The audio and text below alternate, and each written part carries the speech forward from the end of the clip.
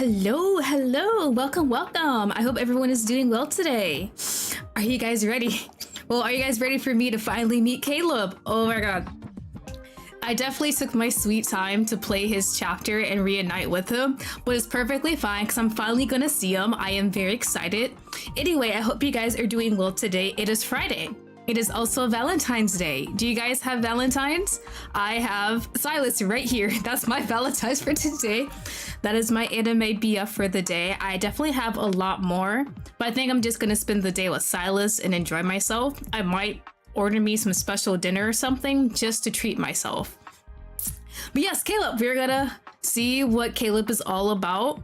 To be honest, when I was seeing a lot of people talk about Caleb returning, I was kind of like neutral about it. I didn't have like good or bad feelings about him. I was just like, oh, he's another guy, that's fine. If people like him, that's good. He just didn't really appeal to me as far as I know, since we barely met him in the story chapters. But I saw a lot of people were hyped, so I was like, good for them. They got a guy that they're really happy for, and a lot of people basically had been saving for months for this guy, and that is pure dedication, and I applaud all those who did that. I would not have done that. All of my gems and tickets go to Silas, and they always will go to him. But when he was released, I was still kind of neutral about it. I was like, all right, I'll definitely play him and see what he's about. Maybe he might appeal to me. It's going to be very hard to take Silas' spot as my #1, to tell you the truth. But maybe he might worm his way into my heart. But then I started seeing a few tweets pop up on my timeline about him being a yandere, a bit unstable, yandere-esque. And I was like, oh, okay, wait a minute. That might actually pique my interest, because yanderes are my favorite anime trope. I devour yandere content like crazy. I definitely want to have streams in the future where I talk about my favorite yandere characters in like manhwas, mangas, any type of media I consume, because there is a long list. I would love to just yap about them for hours and talk about how I want them to stick me in a cage. But yeah, so I'm very excited to test him out. Because I have not done his story chapter yet to reunite with him, I haven't unlocked his like affection meter and stuff like that, so I could not play the beginning of his story for this event. So once we play through that, I will be able to do that, so that'll be right after. I do have a few cards of him, I think. I haven't checked. Yeah, I have a few, not too many, because I don't really know how I feel about the character yet if I'm gonna roll for him. But from what I've been seeing, he might pique my interest. We'll just see how that works out. But yeah, so we're just gonna dive right on in for his, and we'll see what Caleb is all about. We'll see what all the hubbub is about. I really wonder how they're going to explain what happened, but all right. My vision goes dark. Everything blurs as the universe finds a strange stillness in its chaos, and then it fades to nothing. A strong resonance pulses through my body. It stirs fragmented memories that drift like fading apparitions. A pale planet appears. It's strange, yet familiar. And then, there's an overwhelming force as silent as a black hole. It's a massive artificial eye. Are we reliving the trauma of the explosion? It's been a while since I dreamed about that explosion. All right, we definitely have trauma about that. Looking back, those roaring flames feel like a surreal, distant nightmare. The searing heat in my dreams is still vivid, but the pain in my heart is gone. Maybe it's because the aether core within me has achieved full power.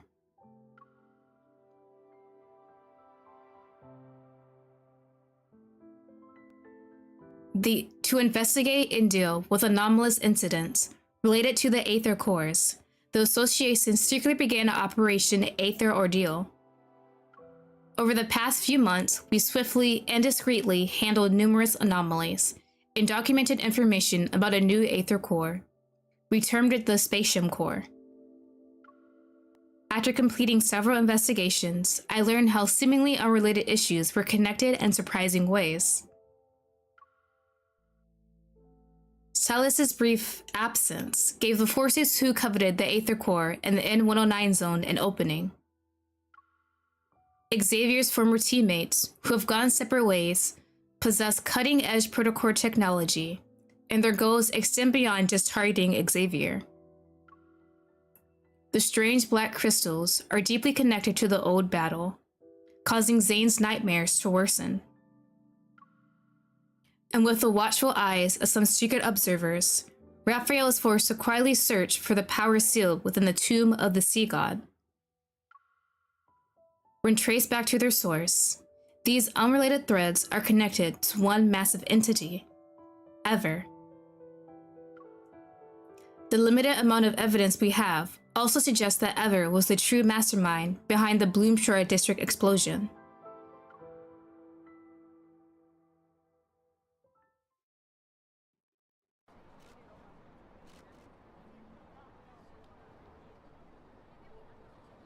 My eyes.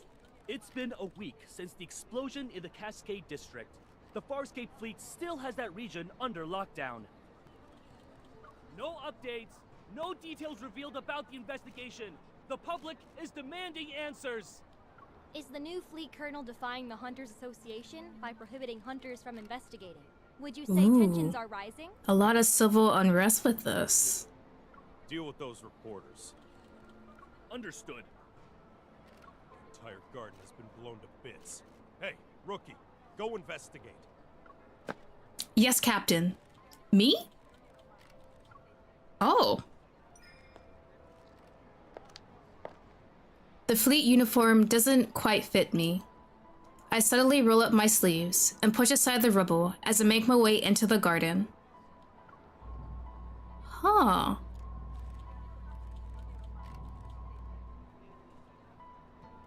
The energy trail I can resonate with is faint, but it's familiar to the one belonging to an Aether Core. The source must be over there. It's gonna rain tomorrow evening, and all traces will be washed away. Make sure to be done. He just walked away without even finished talking to me? The garden is in ruins. I've been down to dodge the fleet soldiers and crime scene investigators wearing white gloves on the other side of a hedge. It's right behind these bushes. The burnt vines twist through the vegetation. The silent oppression swallows even the faintest of sounds. Behind the layer of leaves and petals, it's as if a small hand darts among the tangled branches. I quickly reach out, but my fingers touch another scorched wall. That brief, vaguely familiar energy fluctuation ripples through the air before vanishing. I knew it. Oh, thank God, that flashing kinda hurt. Okay. Commission status denied. Hunters Association Skyhaven branch. A Metaflux explosion occurred at Villa Area 6, Cascade District, Skyhaven. 2 young siblings were home. One was injured and hospitalized, while the other is missing. The parents are unreachable. The Skyhaven branch suspects an Aether Core at the site and requests assistance from headquarters for the investigation. Ah, okay. So at least we know one sibling is alive, they're in the hospital and counted for, but the other is missing. So I'm assuming that's what we're gonna be here for, trying to find that other sibling. The dispatch request for the explosion incident has already been denied. And I know... Yeah, we can't go there. The details of this case are almost identical to what happened to you. Leaning against the control desk, Jenna slides a holographic screen in front of my eyes. Rushing to Skyhaven at this critical juncture isn't a wise decision. If I suggested you don't get involved for now, would you consider it? No? I'm sorry, Captain. Alright, so we saw with the reporters that hunters aren't allowed near the site, but it looks like we became part of the fleet in order to get there to investigate. Seeing the glaring denied on the screen, I try to calm myself. But even if it's unrelated to that incident, It might involve the Aether Core. There's no reason for the association to object. It's not them who are interfering. It's the Farspace Fleet's doing. The Farspace Fleet?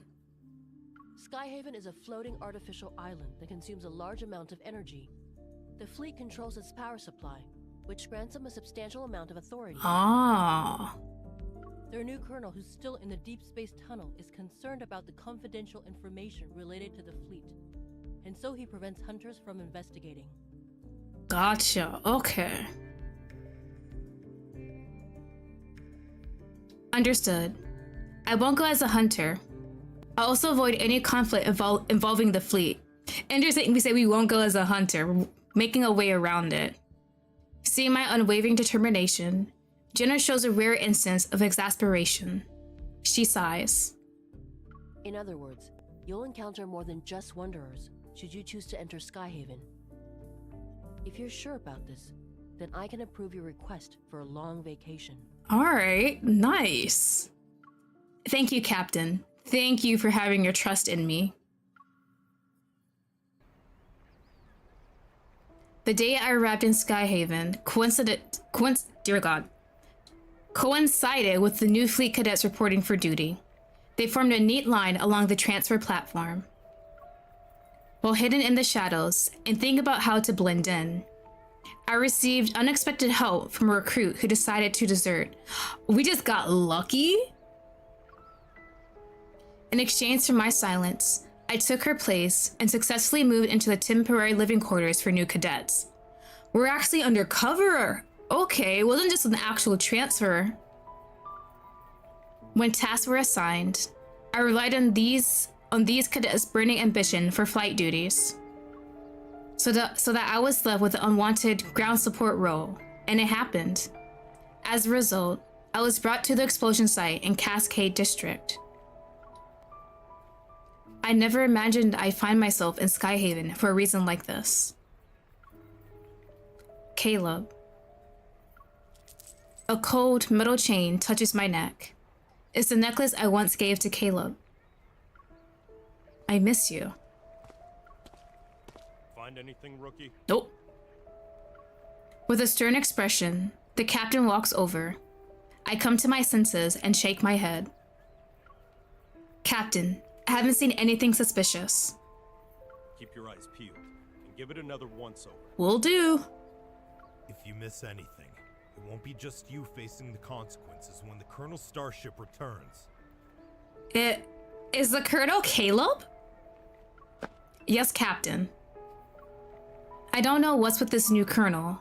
Since he's butting heads with the association, it's probably better to avoid up. Okay, I'm like 95% sure it's Caleb now. I definitely sensed an Aether Core earlier. If they blocked off the area because of it, I need to move fast. I have a question, Captain. Usually explosions like these involve casualties or people who are severely injured. How can there be individuals who have gone missing? How did the fleet confirm this? I also heard we weren't sent here to test for traces of... Don't poke your nose in places where it doesn't belong. Mind your own business. Yeah, something's fishy going on. As expected, everyone in the fleet is keeping quiet about the circumstances surrounding the explosion. Captain, a suspect just appeared. He showed up in HQ. What did you just say? The Colonel's starship will be on the HQ's runway in 10 minutes. Command issued an emergency Oh shit, order. that was quick. We're already gonna meet Caleb? Hold on. We need to head back and deal with the intruder before the Colonel returns. They're already here? If things get too chaotic, I might be able to use it to my advantage.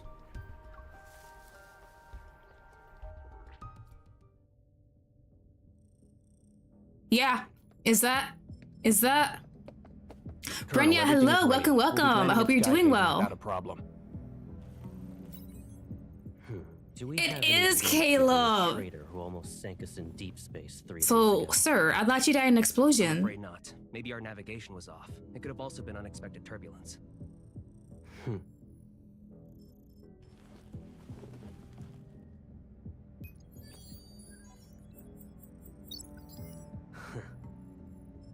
This trip was a test for the new fleet colonel. The old guard are looking forward to me not coming back. Unfortunately for them, I already danced with death once. The explosion? Oh shit! He was already trying to be assassinated? There's no shot! I won't die again. RIP to that guy. I know you're not living. It doesn't matter if you succeed or fail. You've chosen treason, so the consequences are still the same. Oh! Yo! Bro has no You hesitation! need to return to Sky. Oh shit! Wait a minute!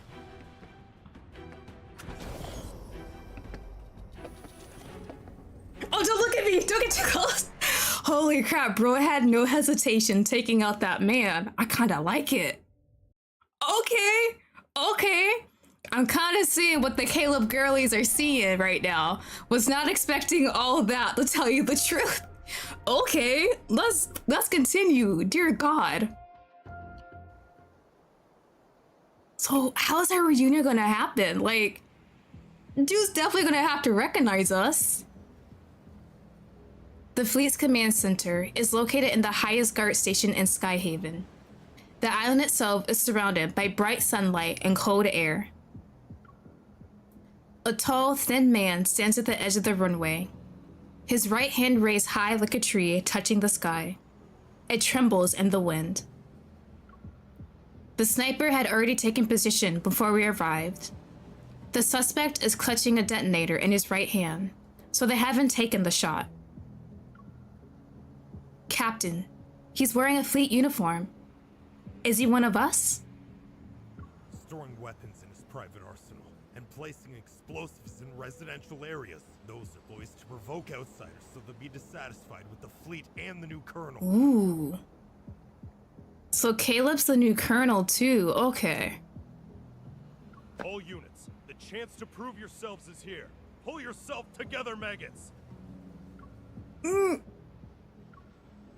I wonder who this suspect really is, and if he holds important info about this mysterious group.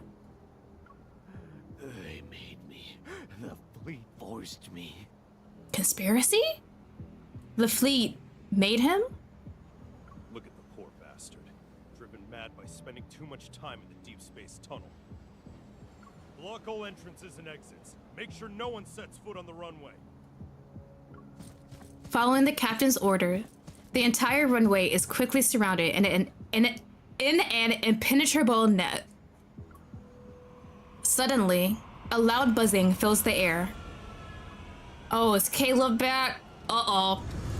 How we gonna deal with this? Like, a reaction, cause... The sunglasses? Bro! Bro, this cave in dripped out. Like, we can tell it's Caleb with the sunglasses on, right? Dark Yasha, hello, welcome. We can tell that's Caleb, right? How far away are we so we can see his, like, features? Under the spectacle of lights, the new fleet colonel, who's been widely discussed, steps out of the sleek black starship. In an orderly fashion, he approaches the man at the edge of the runway. His words are muffled by the wind. Joseph, you were chosen to be the pilot of a year-long deep space tunnel observation mission. Your outstanding performance 3 years ago was proof of your capabilities. His voice sounds familiar. Oh my god. So his back is towards us. We need him to face us and then we can really see. The crowd blocks my view, and I can only catch a glimpse of the figure through the gaps. His silver armband reflects a dazzling light.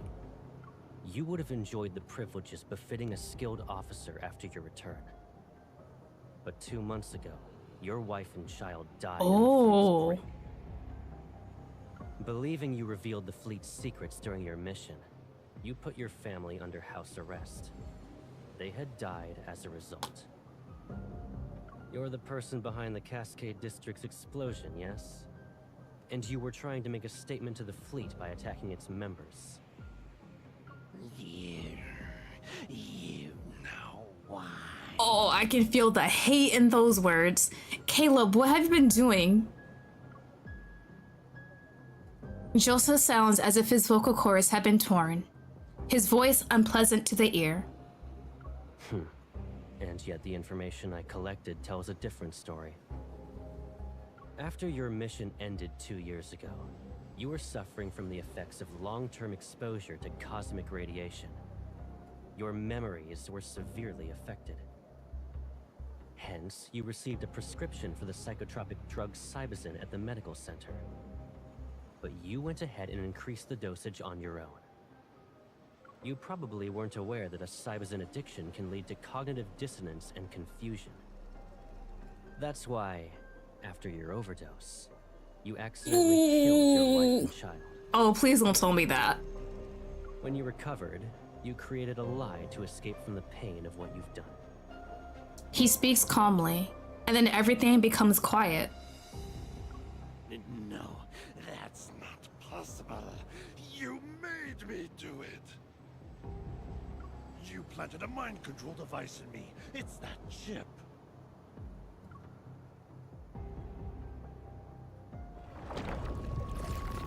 Joseph's hoarse voice is interrupted. Reality instantly distorts behind him as a black hole appears, its edges blurred. Enough. You don't need to defend yourself anymore. As soon as the colonel finishes speaking, the man and the detonator are consumed by the black hole in the blink of an eye. Is he dead? It quickly closes, and the clear sky reappears once more. If he's dead, that power is OP as hell. But now the edge of the runway is empty. Lock down the command center. Ooh. We still have an unidentified traitor with us. He's not talking about us, is he? The order is cold, and everyone snaps out of their daze.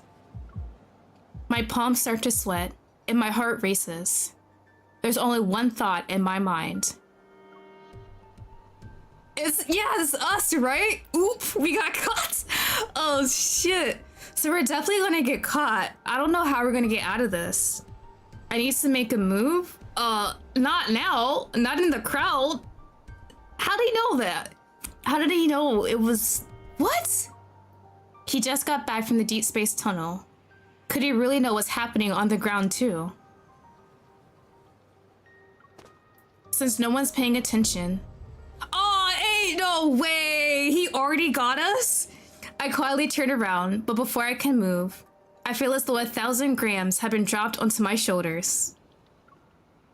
I can't move. This evolve is... Whoop! And I oop! Caleb, please.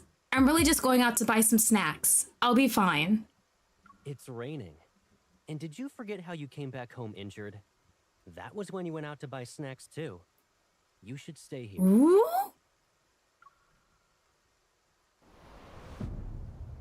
It's also the gravity evol. Girl, connect the dots, connect the dots. Hey, the sound of footsteps stops behind me. A long shadow is cast. So what happens if we turn around and he sees our face? Right? How could he tell it was us out of all people? Because the guys on the fleet command didn't even know we weren't really a fleet person. Don't move. I don't think he can tell it's us, can he? Unless he's playing an act in front of people. The moment the voice speaks, my blood freezes. It's not because I'm scared. I heard this voice before. I know this voice. I'll immediately start an investigation into where I... Bro, get out of here. No need. He already knows? I'll do it myself. Bro. My mind goes blank. It's as if the noise around me has been filtered out. Right, we're in the back of the crowd. That'll be so hard to really pinpoint us. I'm trying to think, because when he walked off the starship and went to the guy, did he somehow catch a glimpse of us? And I was like, oh, yeah, okay, so she's here for some reason. Yeah. don't tell me that's how the chapter ends. Ah, of course. Oh boy. I can't wait for our reunion with Caleb. Definitely not with what I was expecting. Interrogation! Oh no. I don't think the interrogation is going to go great. Oh, we're locked up. Okay. I'm forced to sit in a chair used for questioning. Restraints emerge from it to secure my hands and feet. Like, we're kinda... This is the interrogation room on the fleet starship. On the ship, not even in the building? The Colonel will question you himself. Good luck. Well, the guy's in love with me, so I think I'll be perfectly fine.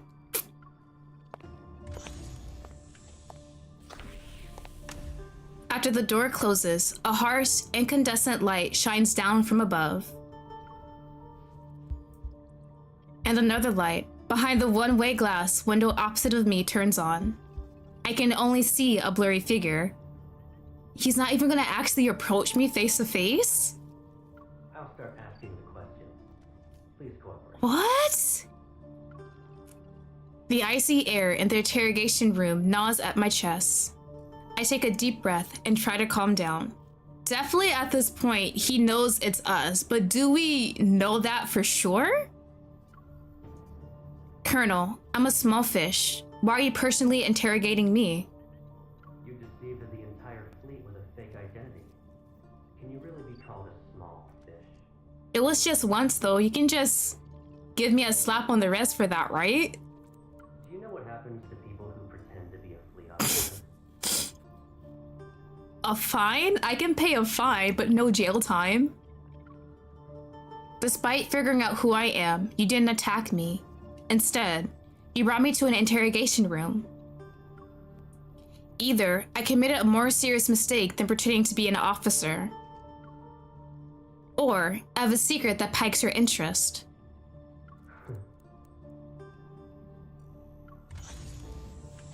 Is you...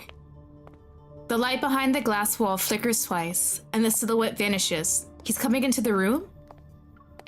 He enters the room without missing a beat, his military boots touching the alloyed floor.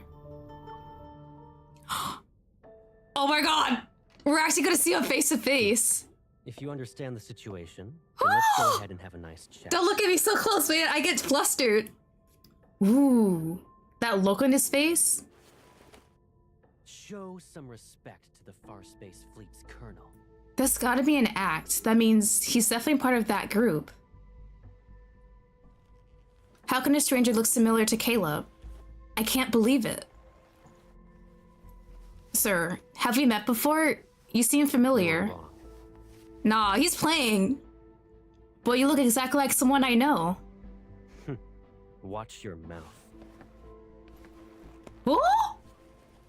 There's more than one pair of eyes observing you in this room. Yep, okay. The camera. So he's doing this on purpose. If he really is Caleb, could there be a secret behind all of this?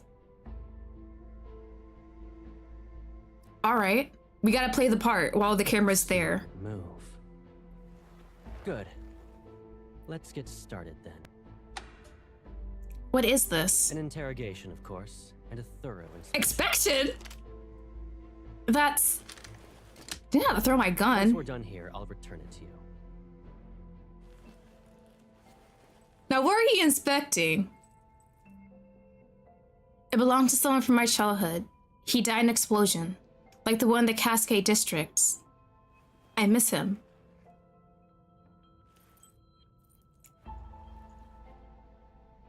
Sir, can you tell me something? If that person hadn't died, would he support me even In the now? Far Space Fleet, there are only soldiers and officers. Then what about you? Will you support me? Do what you're told and don't cause any trouble. You won't get hurt then. What you... Ain't no way he's collaring us? What's this? It's a mood tracker. The cameras in this room will scan your iris and facial movements before sending the data straight through a terminal. That, along with the monitor's information, will be analyzed to gauge your emotional stability. I am very In stable. other words, there's a catch. You can't lie, no matter what. You... It's necessary. Are you? Be obedient and it'll be over before you know it. Okay.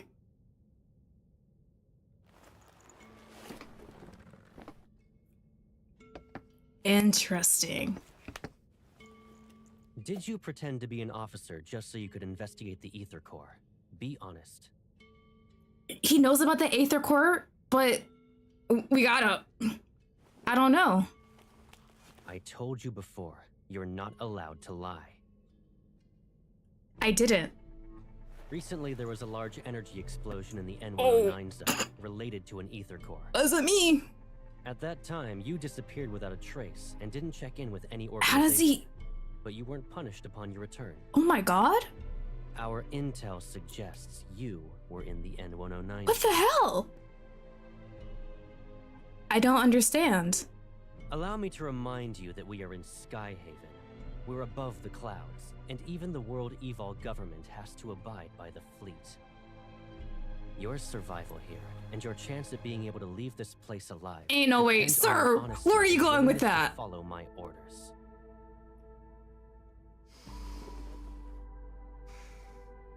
I will ask again. Did you come to Skyhaven for the Ether Core? Is he really Caleb? Answer me. Remember, the camera is watching. You must tell the Do you truth. actually want the truth though? The camera. He's reminding me that there's surveillance, so I can't say anything. How are we supposed to answer? I'm telling the truth. I'm not related to anything involving the Aether Core. This is your last chance. Bitch, you're gonna electrocute me or something? I don't know anything.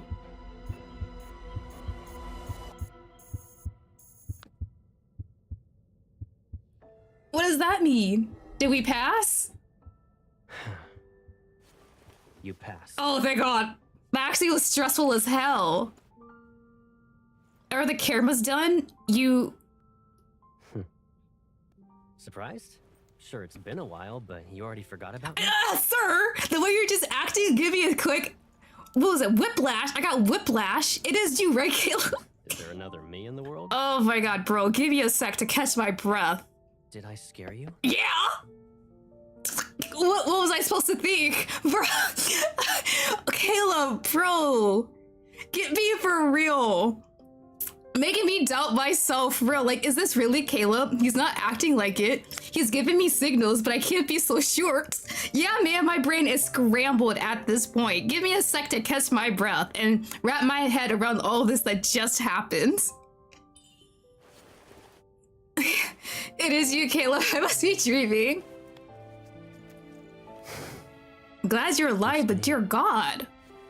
It's okay. No, it's not. I'm back. You owe me like snacks or something.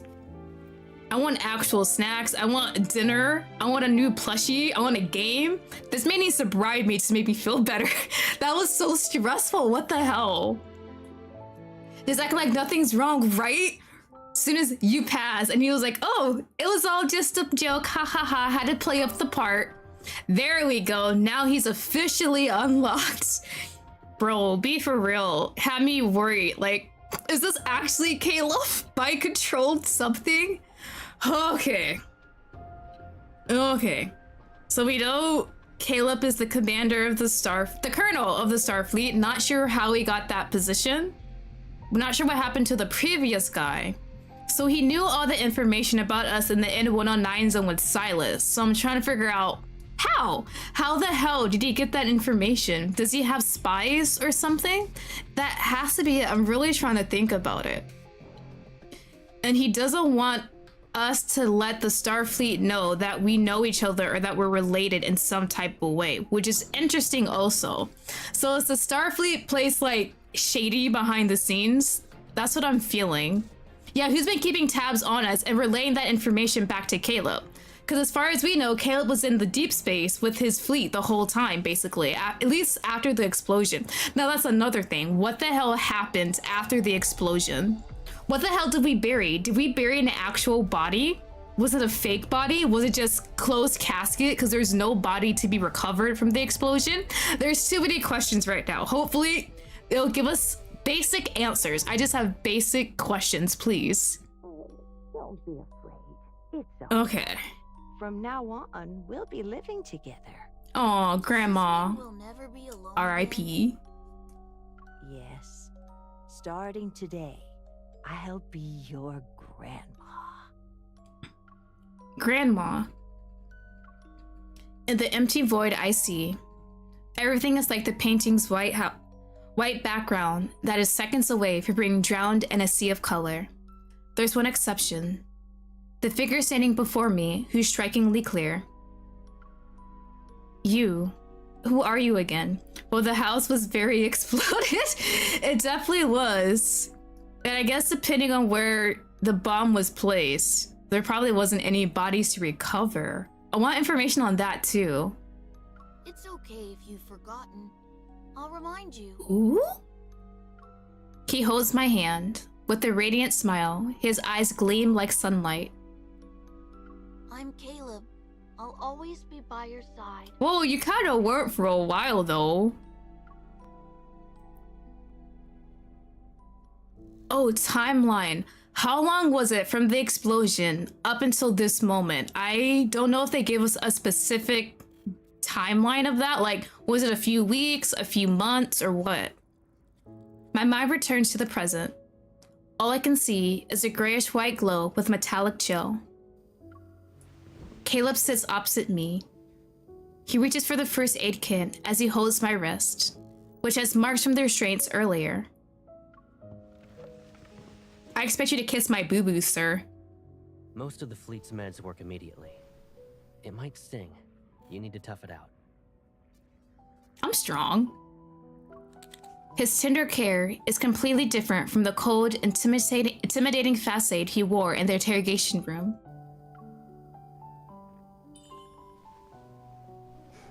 What's up? I have a lot of questions. I need to be sure that it's really you. You still can't believe I'm back? I thought you exploded, so no. He gently holds my hand. Do I need to do a formal introduction? Wouldn't hurt. He meets my gaze, and his voice softens as mirth appears in his eyes. I'm Caleb. I'll always be by your side. Except where you weren't for that time after you got exploded. Those familiar words and kind voice are truly unique. I exhale, my racing heart finally calming down. You were scary in that interrogation room, but now... I shake my bandaged wrists and then slam my hand down on the bed next to Caleb. When he's about to stand up, I get in his way again. It's my turn to interrogate you. Please ask the right questions. Oh, thank God. Yes, please, bro. What happens? What happened after the explosion? The police and the Hunters Association had said. I don't really remember. It was like a dream, to be Be honest. for real. When I woke up, I assumed it was connected to the ether core. So you already knew it? I just knew. That's all. Alright. Okay. How's Grandpa? Girl, Grandma might actually be for real dead. You survived. Why didn't you contact me? And you're a colonel now. Well... He turns to look out of the window. The night sky resembles a dark, flowing river. If I didn't join the fleet, I would have been abandoned. Abandoned? That's just how things work, Pipsqueak. So, I couldn't contact you. I can't bear to imagine you being put through that pain again.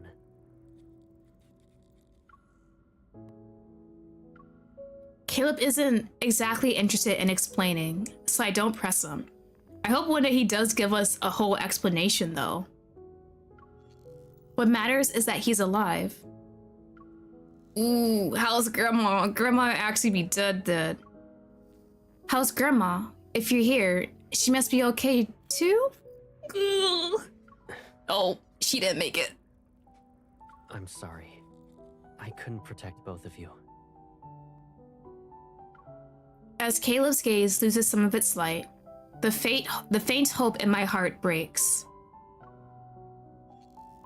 Alright, let's move on. You might start crying again if we don't. I mean, I have great reasons to cry in this moment. We finally reunited. If Gran knew, she'd want you to cheer up. So where do we go from here? Am I stuck here? Caleb closes the first aid kit and stands up. He returns it to the cupboard. After all that interrogating, shouldn't we relax? You've been running around all day and must be exhausted. Let's get something to eat. Okay, food can work. Colonel, the captain of the 3rd Squadron would like to speak with you.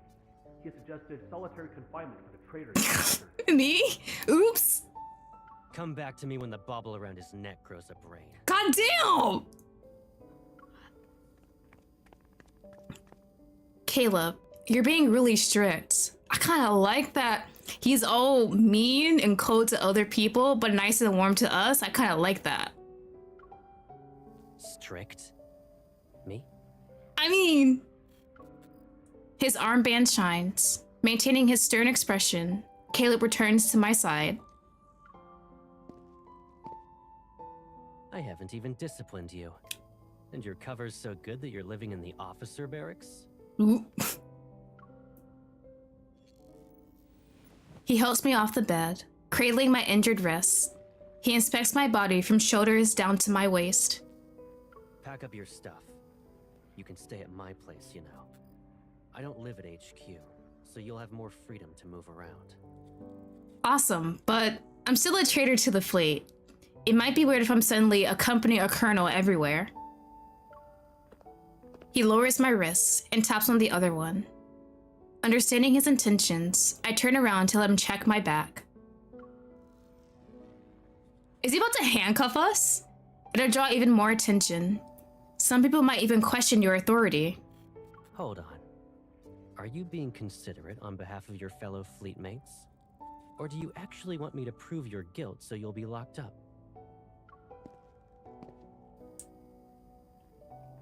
Once the inspection is done, Caleb moves over to face me. Don't worry. If anyone dares to question your identity, tell them you're my new adjutant. That's how you say that word? I've been saying that completely wrong. Oh, so you wanted me to use your influence anyway? It's an order. Okay, I kind of like that.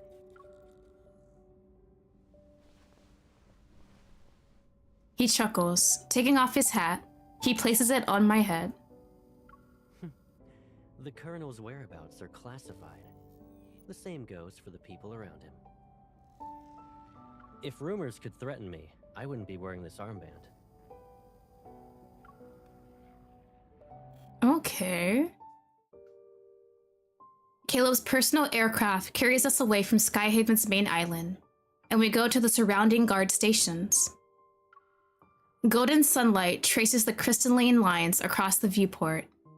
In the cramped cockpit built for two, I tell him everything that happened when we were separated for several months. Oh, there we go.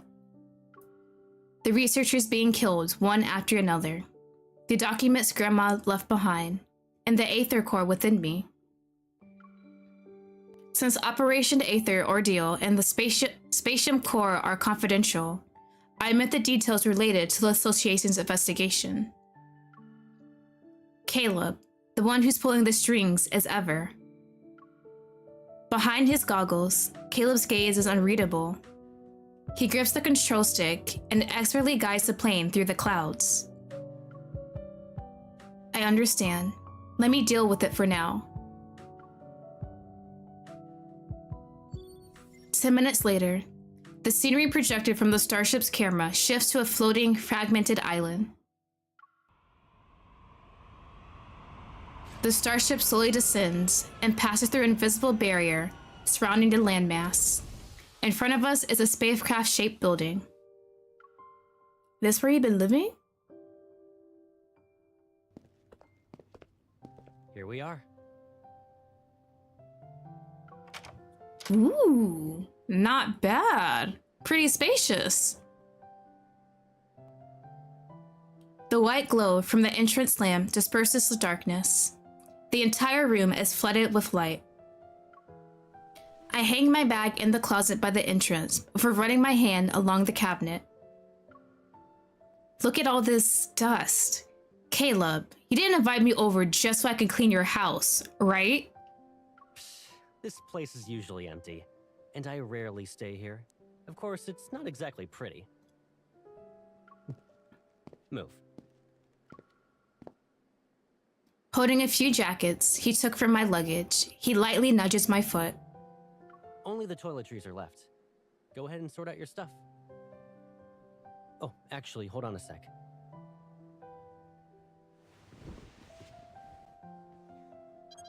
After tossing my jackets aside, he takes my finger and presses it on the door's lock. How long are you staying in Skyhaven? If you're not in a rush, why not extend your leave for a few more weeks? Weeks? That's a long time, sir. Hunters don't get summer or winter vacations. Captain Jenna let me take some time off, but it's not because I don't have anything better to do. I almost forgot. You already graduated from Hunter School. New fingerprint entry completed. Oh. Pick a bedroom you like. How many does this place have if you're asking me to pick one? I followed Caleb into the living room. The house is spacious, nearly empty in fact. The decor is simple and consists of muted colors. It's devoid of life. Can I get like a plant or two in here? Caleb, are you planning to live in Skyhaven? Why do you ask? I mean... doesn't this mean we'll be separated again? You don't want that to happen, right? I'll be busy since I'm a hunter.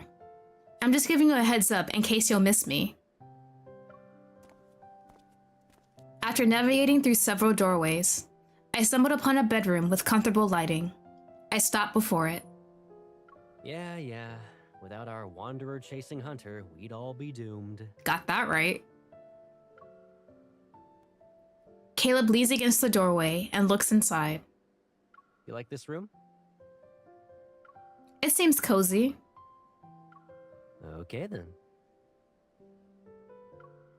His lips curl into that familiar, teasing smile as he heads towards the kitchen. Think about what you want to eat for dinner, and your personal chef will make You can cook? That makes me like you even more. Really? Oh, hold on. There we go. I catch up to Caleb and jump. I wrap my arms around his neck. Make all your specialties: braised pork, sweet and sour fish, pork chops. Do you actually want to eat all that, or are you just naming all the menu items? You have quite the appetite.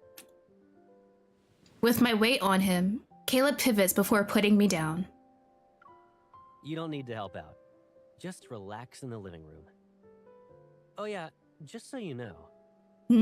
That room you claimed is mine. Be for real!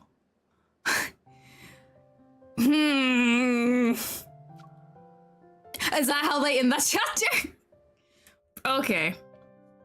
From the explosion to when we see Xavier on the train to deal with the Wander, it was 6 months. Then another 2 months had passed after Innova's son. Okay. 6, so it's been almost a year since the explosion. That's definitely a long time of us thinking Caleb has died. Dear God. But ain't no way we actually chose the room that's his. If we chose it, does that mean it looked like it was kind of empty, that no one used it? Are we actually going to share a bedroom with him then? Is that what's going to happen here? After dinner, Caleb insists on clearing the table himself. He tells me to rest and he'll get my bedroom ready soon. I hesitate for a moment before deciding to ask him about the explosion incident.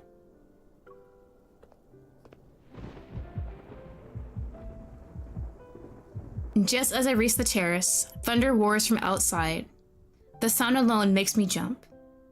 Maybe it's because we're closer to the sky here.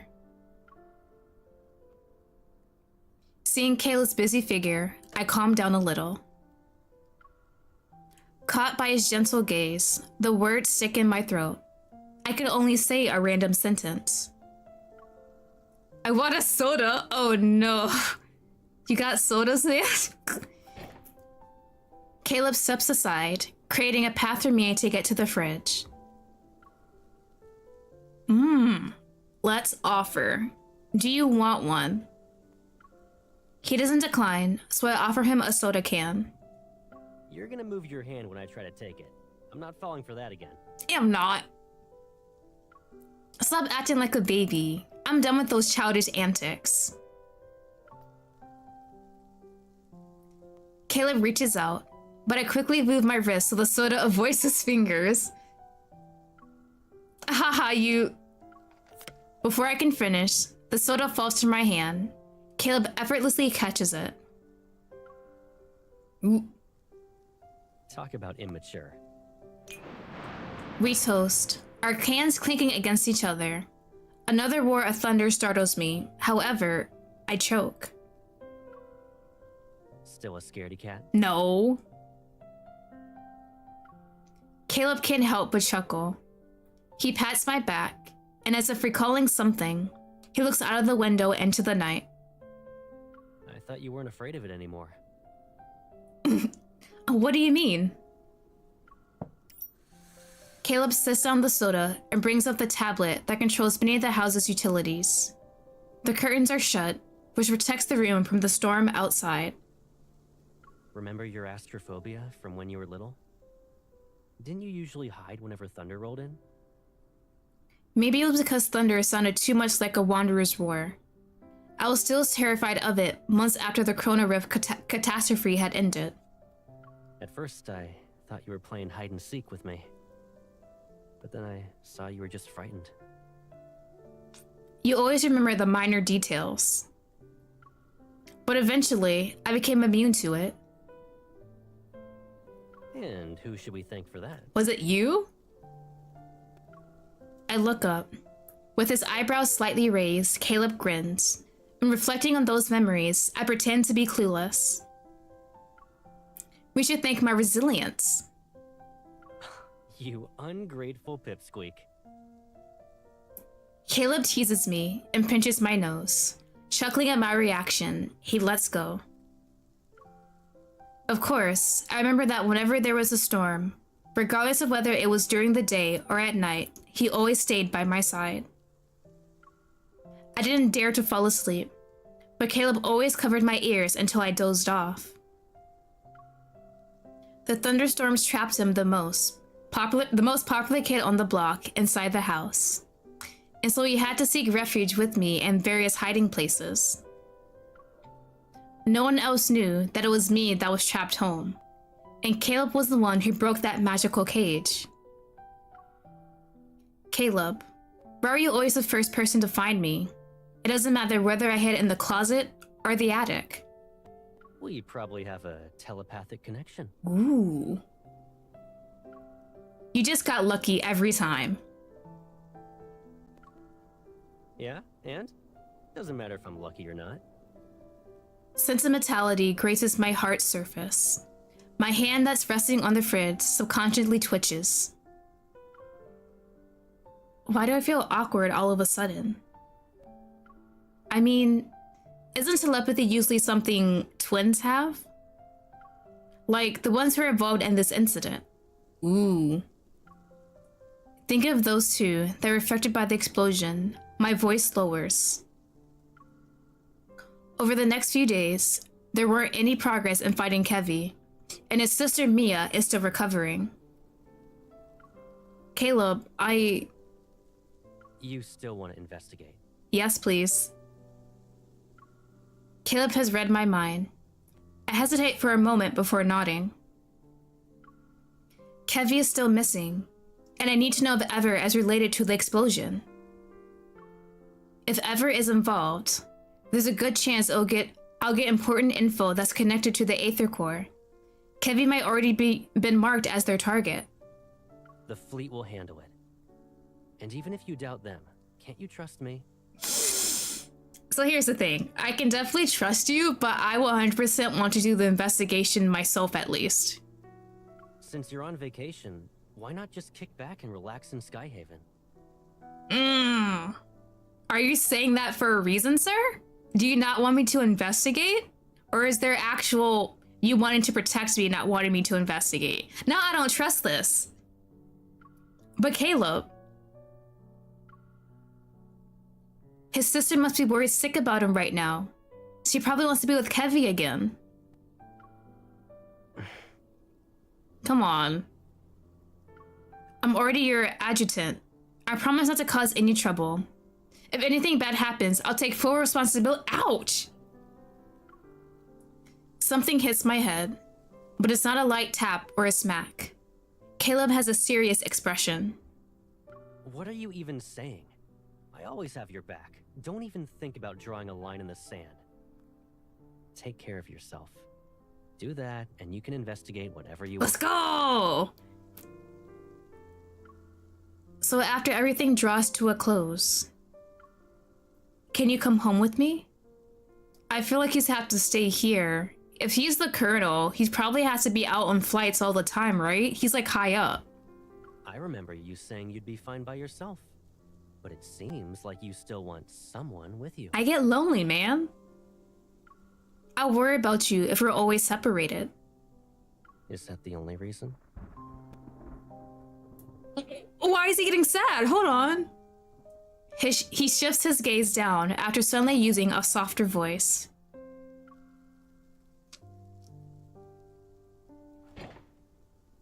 The fridge door is slightly ajar, and Caleb's hand rests on it. I'm seemingly trapped in this confined space. A cool breeze brushes against my shoulders. The faint glow from the refrigerator casts shadows in the depths of his determined, steadfast gaze. Is it just because I said I'd always be by your side? Where are we going here? I'm just messing around. Cat got your tongue? Caleb's suspicious as hell. I love him right now. I'm enjoying his character, but I cannot trust this man completely yet. I need to know his true intentions. That's the thing that's tripping me up. He keeps switching back and forth. Like, I need like a signal, a sign, something, sir. Feeling the tension dissipate, I pretend to be annoyed as I push him away and change the subject. He had that sad puppy expression, but man, the switch up from like the different expressions gets me. Oh, I gotta hold it. Move. It's so cold being in front of the fridge. If I get sick, it'll be your fault. Amused, Caleb willingly backs off. All right. I'll keep my distance. It'll be like there's an ocean between us. You stick to your side, and I'll stick to mine. Don't worry. You won't have to remind me twice.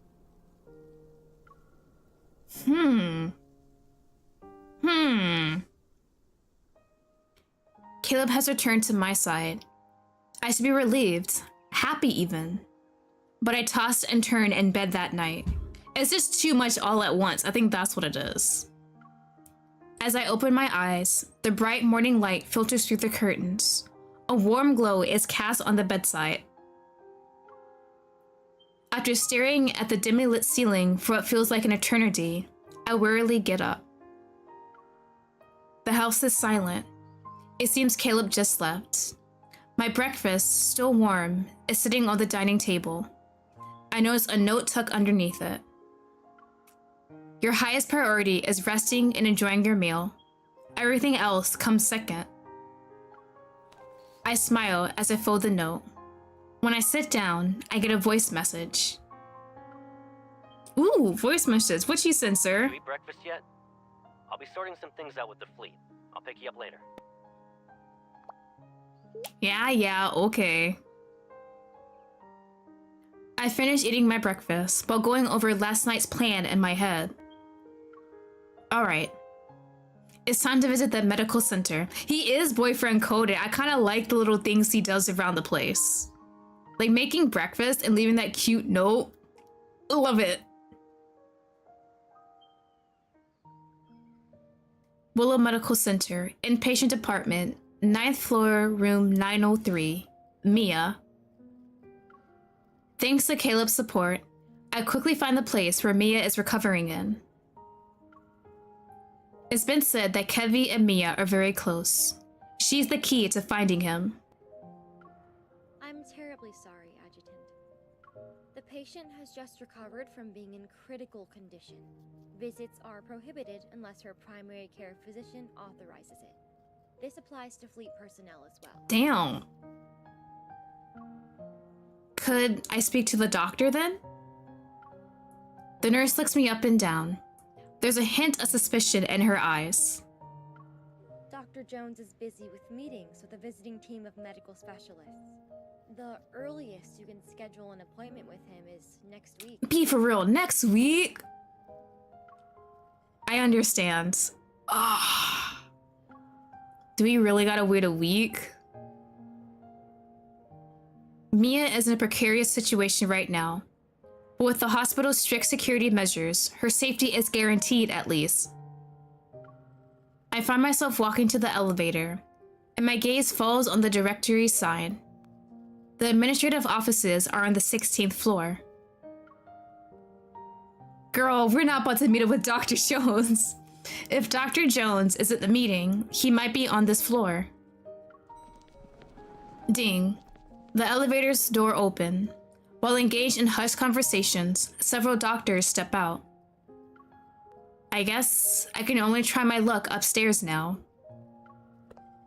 Just as I'm about to enter the elevator, a familiar voice cuts through my train of thought like a blade of frost. Zane! Wait a minute! Excuse you? Zane is here? Okay. Hey, buddy! Zane, could you help me out, please? The figure wearing a white lab coat turns around. When our gazes meet, he adjusts his glasses. Surprise flickers in his eyes. Hey, what's up, man? Is this the confidential schedule you talked about 2 weeks ago? Don't worry. I'll experience memory loss once I'm back in Lincoln. At the vending machine, Zane gets himself a latte.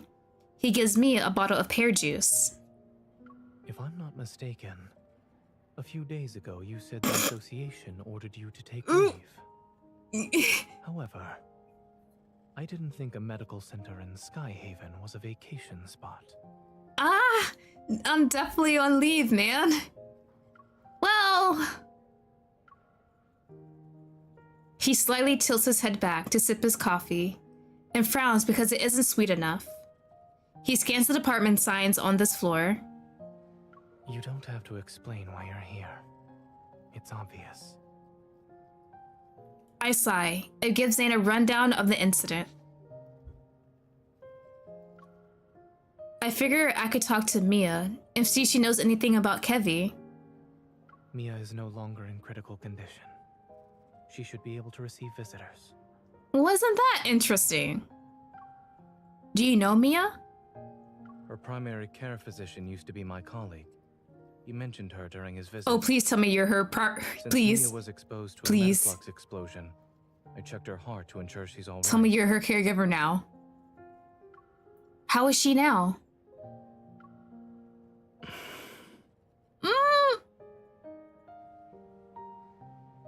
Her physical recovery is going well, but she was badly shaken by the accident. Mia still displays signs of avoiding the outside world. But you talking to her might help ease her nerves. Oh, thank God we have Zane here. If it's possible, I'd like to try. Zane taps the folder containing medical records, then he looks at me. Give me a second. I'll ask. Oh, please. I feel like maybe the nurse lied to us because we're wearing the fleet uniform. A few minutes pass, then Zane puts his phone away. Under my hopeful gaze, his expression softens as he nods. Follow me. I'll check on Mia's condition first, and if she's all right, I'll ask her. Nice. After receiving the visitation guidelines, I take a deep breath and follow him into the hospital room.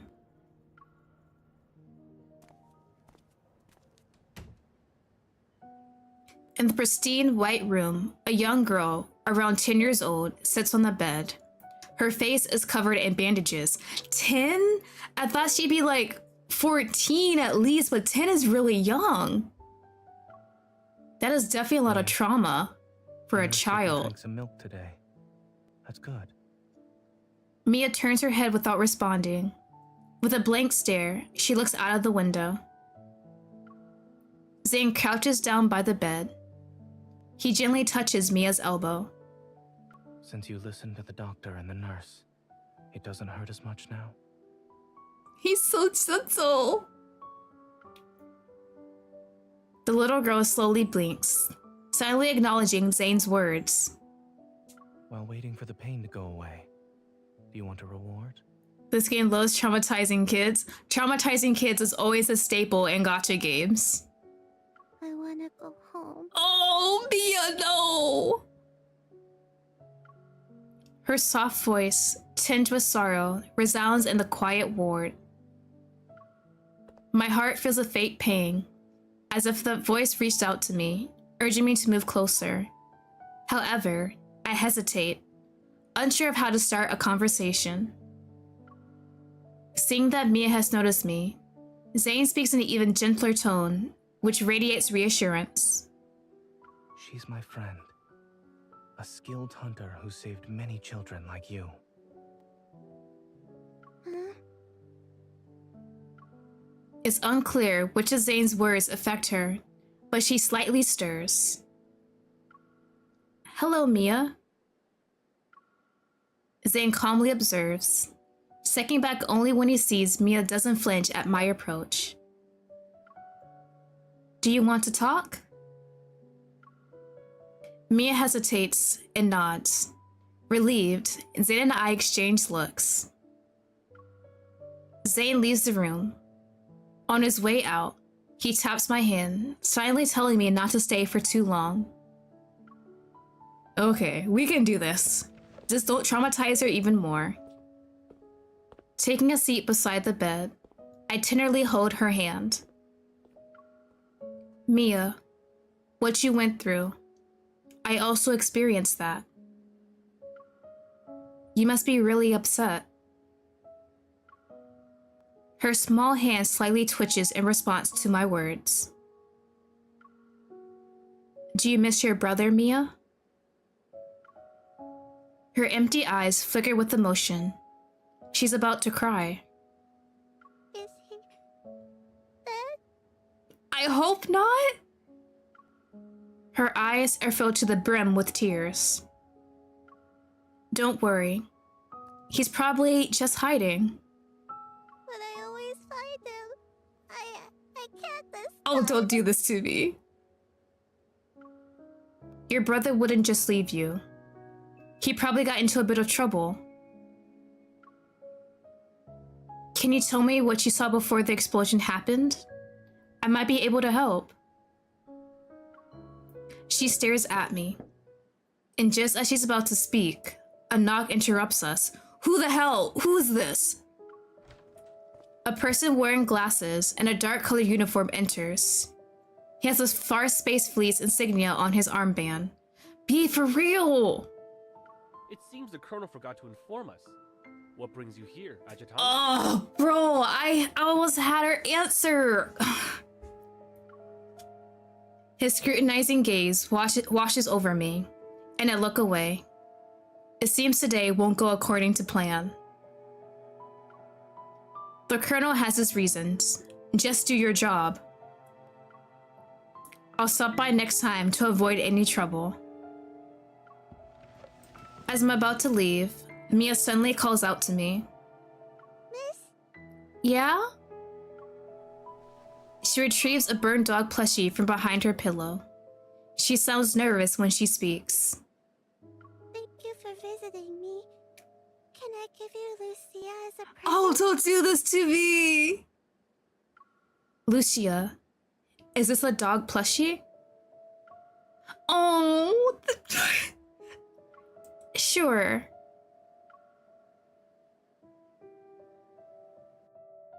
Of course the guy had to come in, interrupt us, and we had to come back at a later time. But looks like we got some info. She knows something happened at least. And like the plushie, oh my god, she's so cute. I pray we find her twin. I think that hurts even more that she's a twin too. That's the person she's known for all of her life, literally. Please let the brother be safe and sound. I am going to lose it if they are not safe.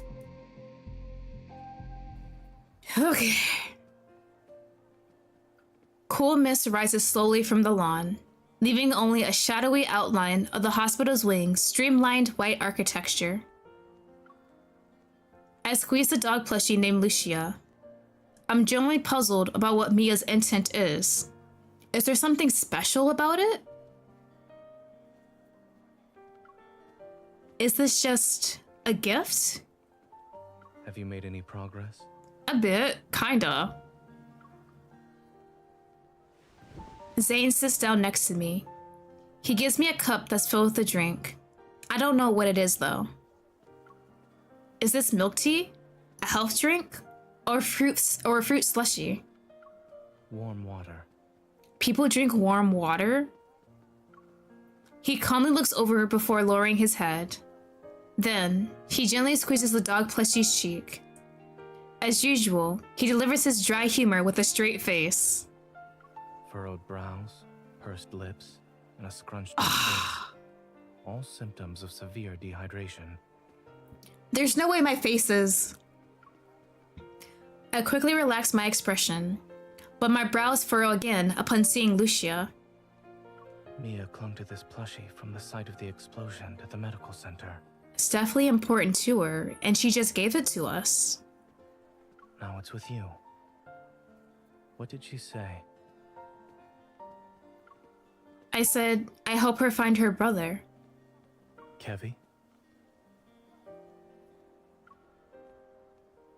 Zane pauses, his thoughts drifting for a moment before he slightly shifts. His tone becomes more solemn. Something or someone must be behind his disappearance. However, by getting involved, you'll have to confront people who are also searching for him. Yeah, yep, I know. That Farspace guy. While the Farspace fleet dealt with the culprit behind the explosion, the whole thing feels too similar to what happened to me.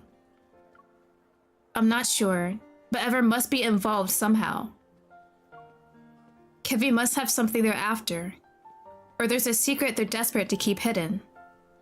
The closer you are to the truth, the closer you are to danger. If you truly thought this through.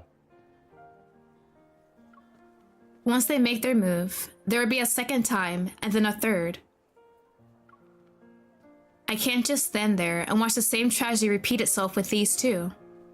Aside from Ever, there's another curious matter. I studied in Skyhaven and worked at Willow Medical Center for a while. As a result, I'm familiar with the general atmosphere of this place. But I've noticed how different it is from what I remember. What are you trying to say? The fleet. Back then, the fleet wielded a considerable amount of influence beneath a modest facade.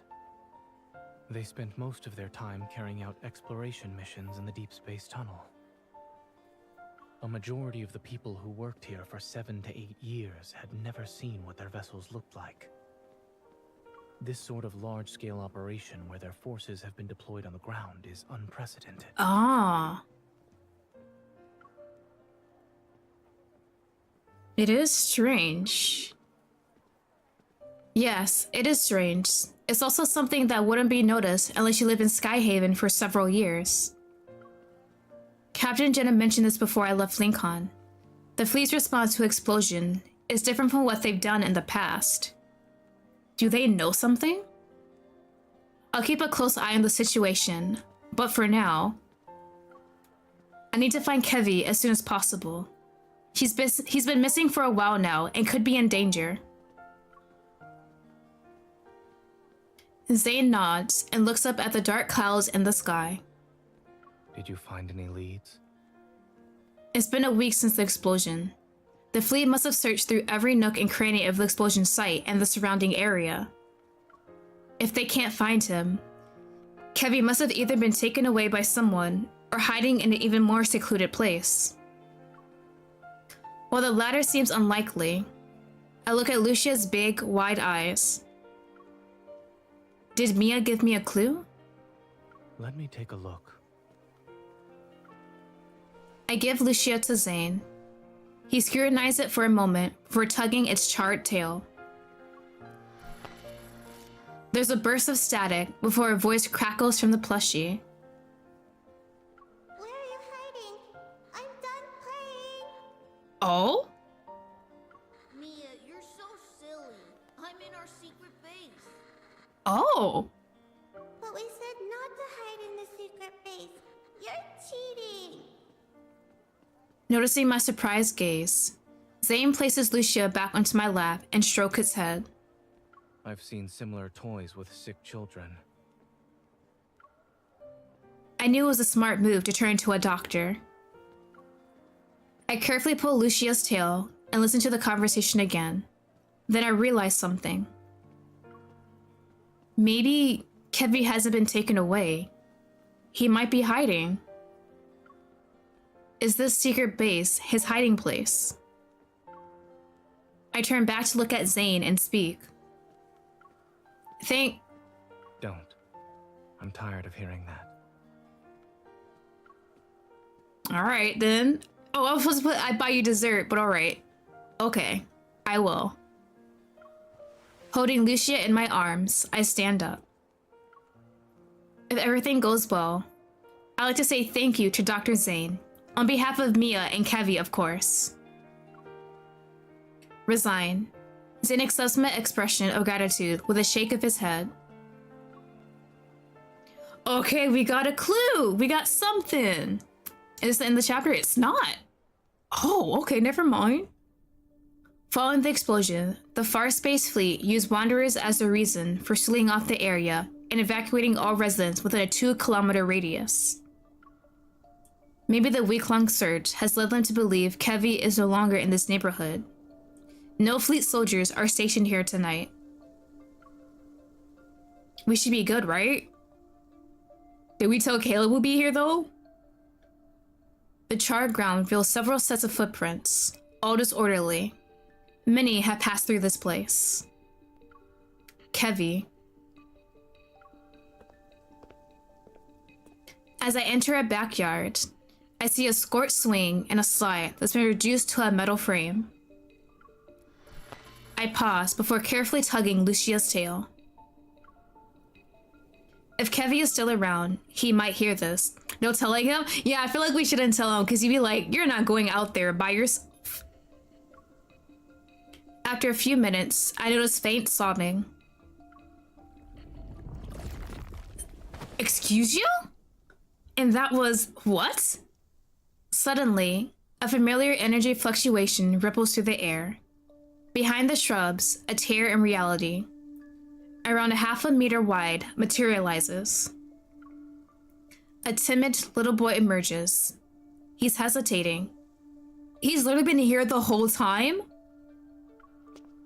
Realizing I'm not his sister, he tries to run away, but I quickly call out to him.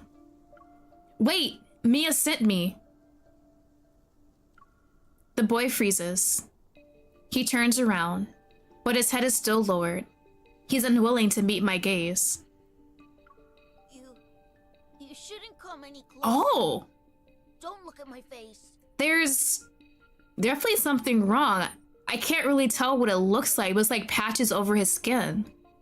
Have I become a monster? Oh, please don't do this to me. Granulated crystals seem to be growing around his eye sockets, almost engulfing his whole face. A few moments ago, I saw this sort of phenomena in the N109 zone with those monsters in the Chancia city. Maintaining my composure, I test the crystals on his face. A sharp pain shoots through my palm, but the growth stops. Just as I thought. I've seen this before. You're not a monster. You're just ill and need to get treated as soon as possible. She's recovering in the medical center, and after the surgery was over, there haven't been any problems. I take Kevi's hand and wipe away his tears. Right now, she's worried about you. Kevi, can you tell me what happened on the day of the explosion? How did you manage to stay hidden? The secret base you have with Mia. Comforted by my words, he stopped sobbing. Slowly, he would draw his hand and reveal something to me. In the center of his palm is a tiny crystal fragment. Blady, hello, welcome, welcome. This is... A familiar energy reverberates in my heart, and I slowly exhale. So where did he get this then? It's the last spatium core fragment we've been looking for. How did he acquire this? I don't think it's something a child can just find, right? When the explosion happened, Mia and I were playing hide and seek. I was in our secret base while she was outside. She couldn't find me. I was hiding for a couple of minutes. Then I heard a loud bang and blacked out. I was protected by this. Oh. Mom and Dad left. Okay, so his parents left it to them. Now who are the parents? Kevi looks down at his palm. The protocore fragment emits a gentle, soft glow. Your parents left this? Yeah. They also said I need to take care of Mia. And that I shouldn't be found and use this to hide whenever I'm in danger. So this fragment can create a space. The secret base you and Mia talked about? Lowering his head, he nods. After the explosion, I slept for a long time. And when I woke up, I wanted to find Mia, but there were people outside looking for me. Who were they? I don't know, but they were dressed like Mom and Dad. Who are their parents? Mom and Dad said that when they're not around, I shouldn't trust those people or go with them. I can't trust anyone. This must mean Kevi's parents knew there were people in the fleet who wanted to harm them. I bet other groups are also involved. At this point, letting the fleet find Kevi might not be for the best. I touch the black crystals on Kevi's face. He slightly flinches from the pain. But even if we only consider his health, Kevi can't stay here anymore. Maybe having him leave Skyhaven temporarily is the only way to ensure his safety right now. In that case, the Hunters Association, which has been kept out of all these events since the beginning, will be a reliable safe haven. I know you're in danger, unless you really want to see Mia now. But you need to keep this fragment safe, and hold on for one more day. I'll make the necessary arrangements and return to you as soon as I can. Kevi is quiet for a moment. Then he pats Lucia's head and nods. Can you tell Mia something for me? I'm okay. Tell her not to worry. Oh, what is going on? Okay. So at least we know Kevi is still alive. He's safe. Not 100% at good health, but we can fix that. I'm pretty sure we can. Said their parents gave him that crystal. We do not know who the parents are, but they also said don't trust people who wear the same uniforms as them. So he's definitely referencing Far Space Fleet, right? So what do they want the twins for? Huh. Okay, there's a lot going on. Okay. Why is this title unexpected? Please, let Kevi live. Let Kevi live. I cannot deal with this. After leaving the area that's under lockdown, I call Zane.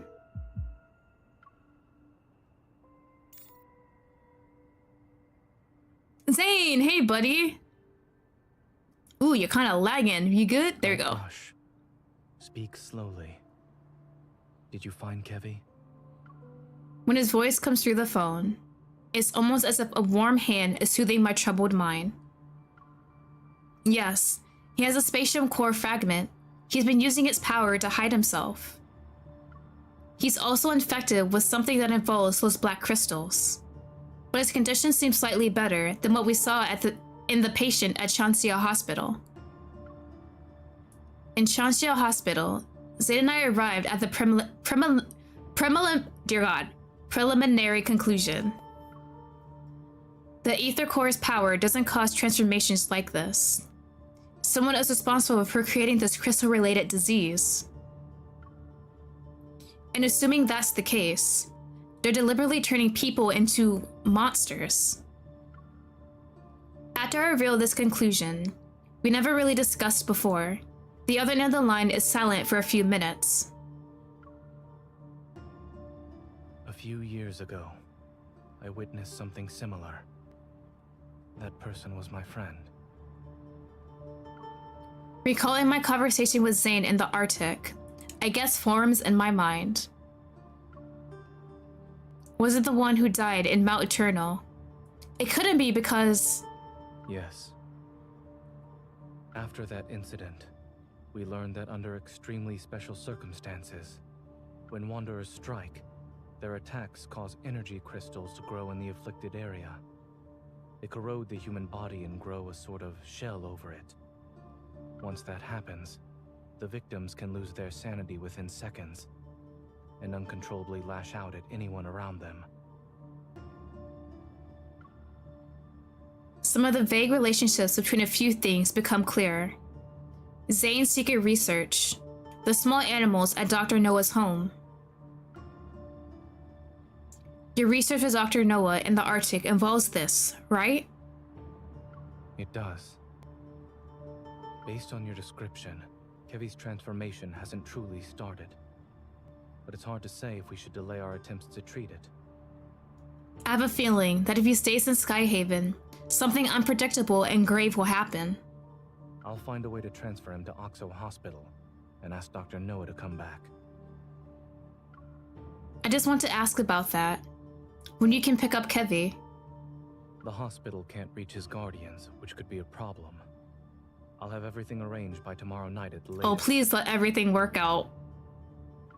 Then I'll bring Kevi to you at that time. There's one more thing. A necessary reminder, so to speak. He pauses before lowering his voice. Since Kevi has an ether core fragment, it's possible Ever will keep looking for him. When caring for others, you must be mindful of your own safety. Sure.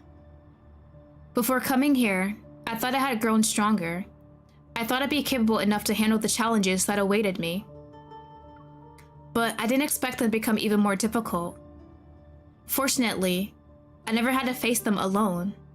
Perhaps I'm also doing this for myself. After the call ends, my beating heart finally begins to calm down. I look up at the moonlight hidden behind the dark clouds. The night is still, with no wind or rain, and the stars shine brightly. I suddenly wonder, is Zane also looking at the same night sky right now? Okay, we just need to wait for Zane's confirmation. Then we can take Kevi out, and hopefully we don't get any interruptions. The lieutenant's appearance at the medical center today means the fleet is keeping Mia under close surveillance. I need to avoid them if I want to bring Kevi there. Which means I need to keep this from Caleb somehow. Ooh, already keeping secrets from him too. This is not going to work out. I just can feel it, but I'm going to pray it's going to work out. During my trip back to the station on the floating island, the previous peaceful sky suddenly becomes dark and gloomy. Thunder roars in the distance. It might start raining again. My phone has several unread texts from Caleb. My bad.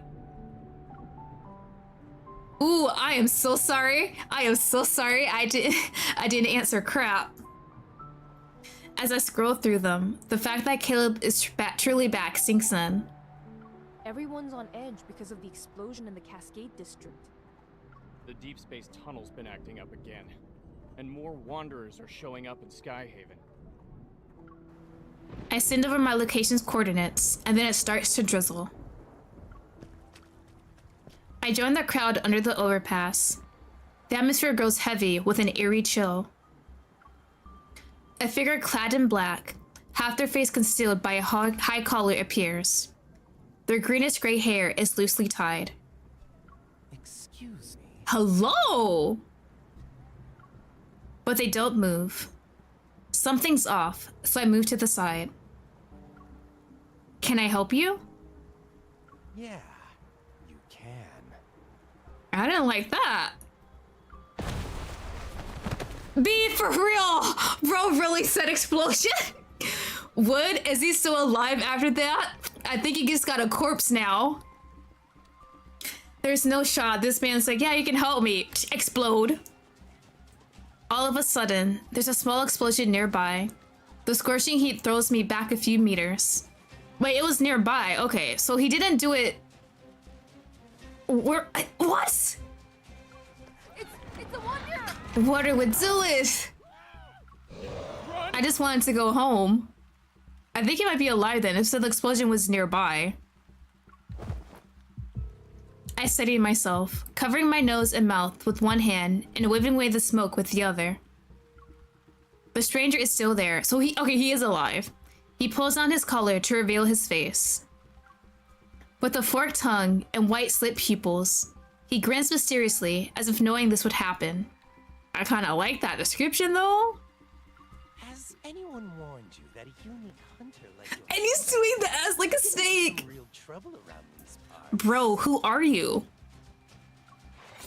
He moves like a grayish-green serpent. His fingers change into blades as they swipe past my cheek. Don't kill him, please. I still want him. I barely manage to sidestep him. He attacks again, aiming for my throat this time. Oh, he's out to kill! He's tough and quick. I instantly lean back and nearly avoid the silver blades.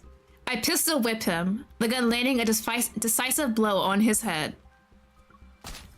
Hearing that satisfying sound, I know I did a good job. I turn around. From the broken remains, wires and metal bits burst out along with a tiny bit of bolts. You're annoying. I can't hear anything now. Oh. Did he have something mechanical on him? The man touches the broken part of his ear before tossing the short-circuit implant into the drain. Oh, okay. If I take the ether core from you, I can trade it in for an ear with some nice bass. Okay. So he can't hear at this point. I got it. It was the implant. Okay. The scattered electro equipment is sucked into a metaflux surge as it spawns several strange-looking wanderers. Oh, well, let them have some fun. Is this some kind of transformation? My hand moves behind my waist. Amidst the dirt and rain, a bright red flash materializes. A wanderer that has lunged forward is sent flying back several meters. What attacked it was Caleb? An apple? Caleb! Having found its mark, the apple continues on its gravity-defying trajectory. I turn my head. Hey, buddy! It's been a while. I didn't mean to ignore your text in that call. My bad. Oops. Cradling his phone between his ear and shoulder, Caleb grabs an apple from the paper bag he's holding. He throws it up and catches it in his right hand. The supermarket wasn't having a sale on produce today, and my bullets aren't exactly cheap. My bad. Caleb!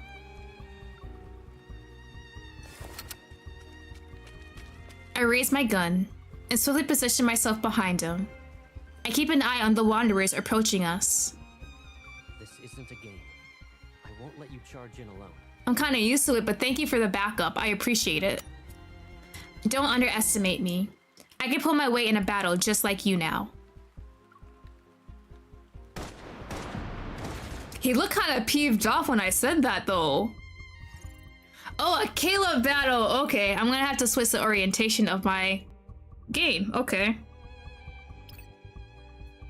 I don't know if it's... There we go. Quick change of orientation. I definitely gotta fix everything later, but it's fine for now.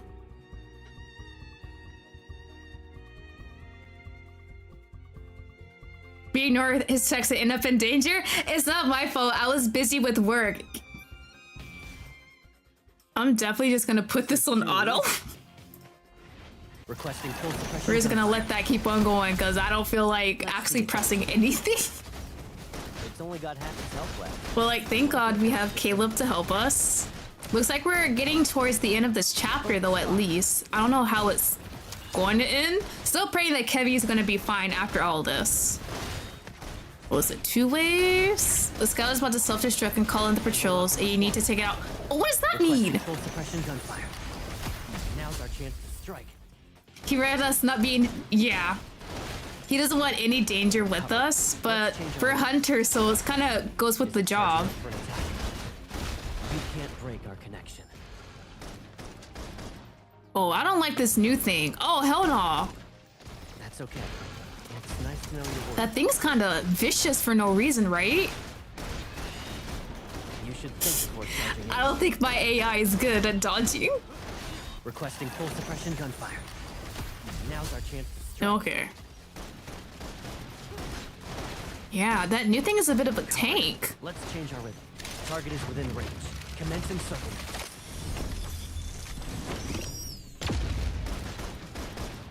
Nah, I don't like this. I'm glad I didn't do this manually because my ass would have been defeated so hard. That thing does not pull its punches at all. Yes, it looks ridiculous. Now that I'm looking at the design, there's no shot. They gave it a spiked drill as its head. Please just kill it and go to the second wave already. It recovered. Let's change our rhythm. Oh, that reminds me. I'm gonna have to start leveling up Caleb's cards now to do his Deepspace trials. You should think before charging in. Oh, this thing is actually wrecking me. Focus fire. Requesting full suppression gunfire. Now's our chance. Okay, please kill it and get to the next wave. Please let the next wave be easy. It's the same thing. I might actually have to do manual next time. This thing is taking forever to defeat. You're already hurt. Don't be so reckless. Because my AI does not know how to dodge at all.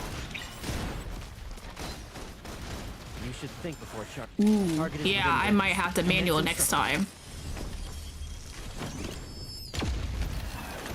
Let's see you dodge. I don't think I'm gonna make it actually. They really said challenge. I'm definitely gonna have to do this manually next time. Hold on. You can't break our connection. The way I'm actually about to die here?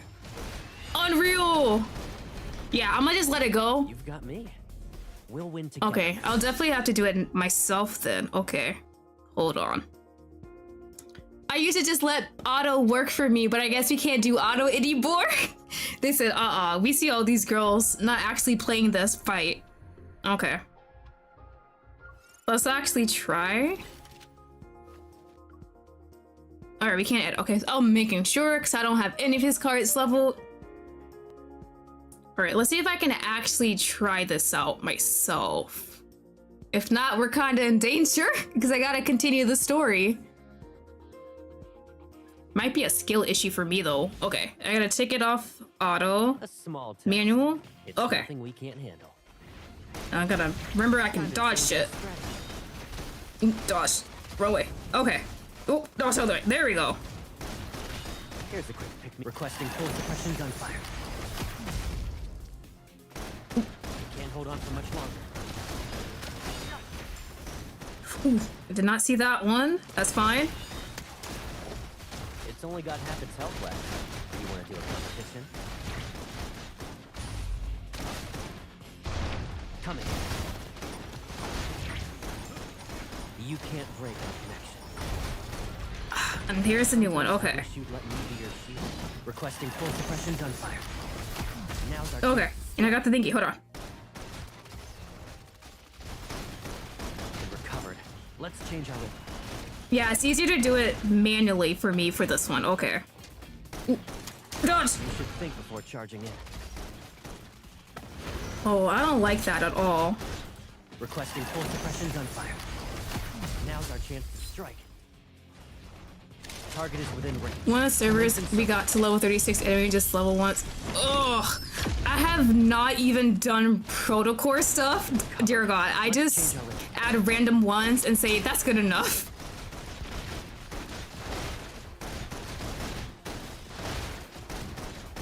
Time to change our strategy. Requesting full suppression. All right, if I can just, there we go. Chance to strike. It recovered. Let's change our rhythm. Okay, it's gonna do the thing. Okay, a lot of dodging. A lot of dodging. Caleb, dodge, sir. One more. That's okay. It's nice to know you're worried about it. Okay. Requesting full suppression gunfire. Now Okay, do I wanna? Okay, yeah. There we go. Okay. Here's a change in tactics. Stay cool. Let's see you dodge this. Let's get rid of the little grunt guys first. Ooh, it's gonna do the thing. We're gonna hit next. Nope.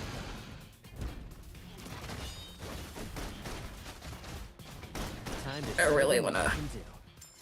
Requesting full suppression gunfire. Ooh, nice. Okay. Ooh, dodge that. Do not dodge that. Here's a change in tactics. Stay cool. That thing's behind me, but I cannot see it, and I do not like that. There we go. Ooh, wait. Out of this way. You can't break our connection. Bro, leave me. Okay. Let's see you dodge this. There we go. Ooh, that was close. Oh, no, wait, the time. I wasn't paying attention. There's a time limit. Target is within range. Commencing circle. Oh, kill me. I didn't realize there was a time limit. Oh. When was the last time you resonated? No, I wasn't thinking about the time limit. Oh, I am suffering. We're going to do it again. I was so busy attacking, I didn't even think about a time limit. Okay. Dear God. Need protocols for higher trials? Oh no. I just do random ones. I'm like, okay, it works. I don't think I've ever been protocol farming, only in like early game, and that was it. I have not touched protocols in forever. This is too easy. Okay, that last battle took too long. Stay on your toes. Requesting full suppression gunfire. Let's see you dodge this. It's only got half its health left. You want to do a competition? Okay, this one gone. Dodge that. You can't break my connection.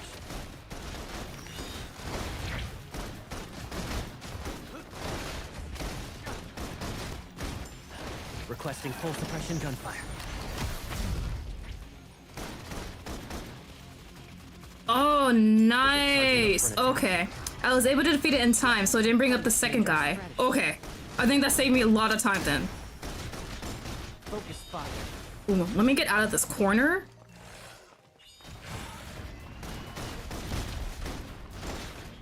Oh, there it goes. Ooh, that was close. Requesting full suppression gunfire.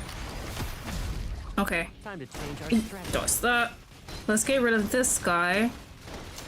Then we can touch the big guy. Okay. Target is within range. Commencing circle.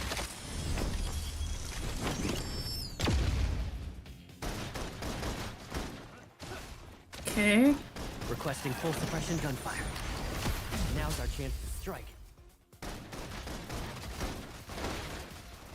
Coming.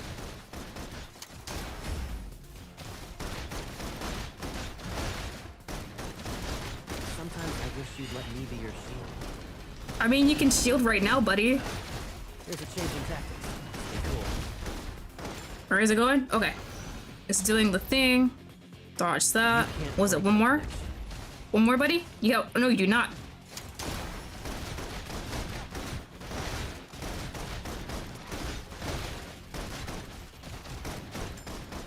Requesting full suppression gunfire. Now's our chance to strike. There we go. Dear God. That took a bit. Okay.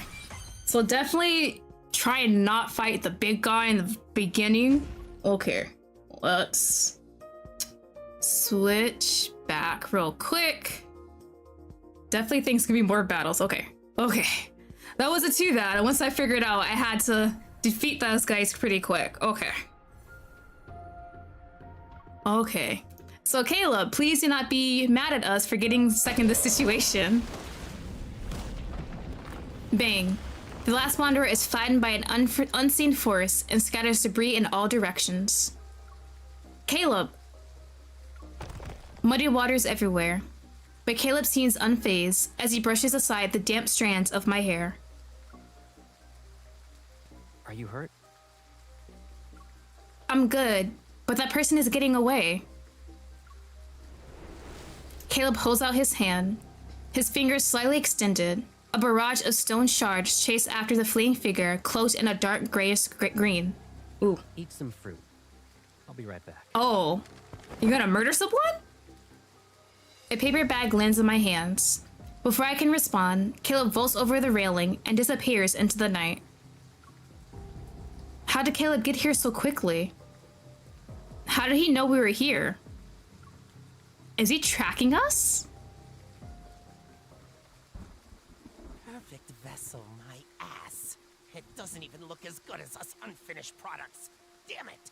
Oh, you're what? Sharp shards pierce through half of Viper's face. And before he can even cry out in anger, a kick knocks the wind out of him. Is it Caleb? Caleb about to murder this man. A powerful force slams him into the ground, which instantly destroys the other half of his face. I see it's shedding season again, Viper. Oh, he knows him. You bastard! I'll kill you!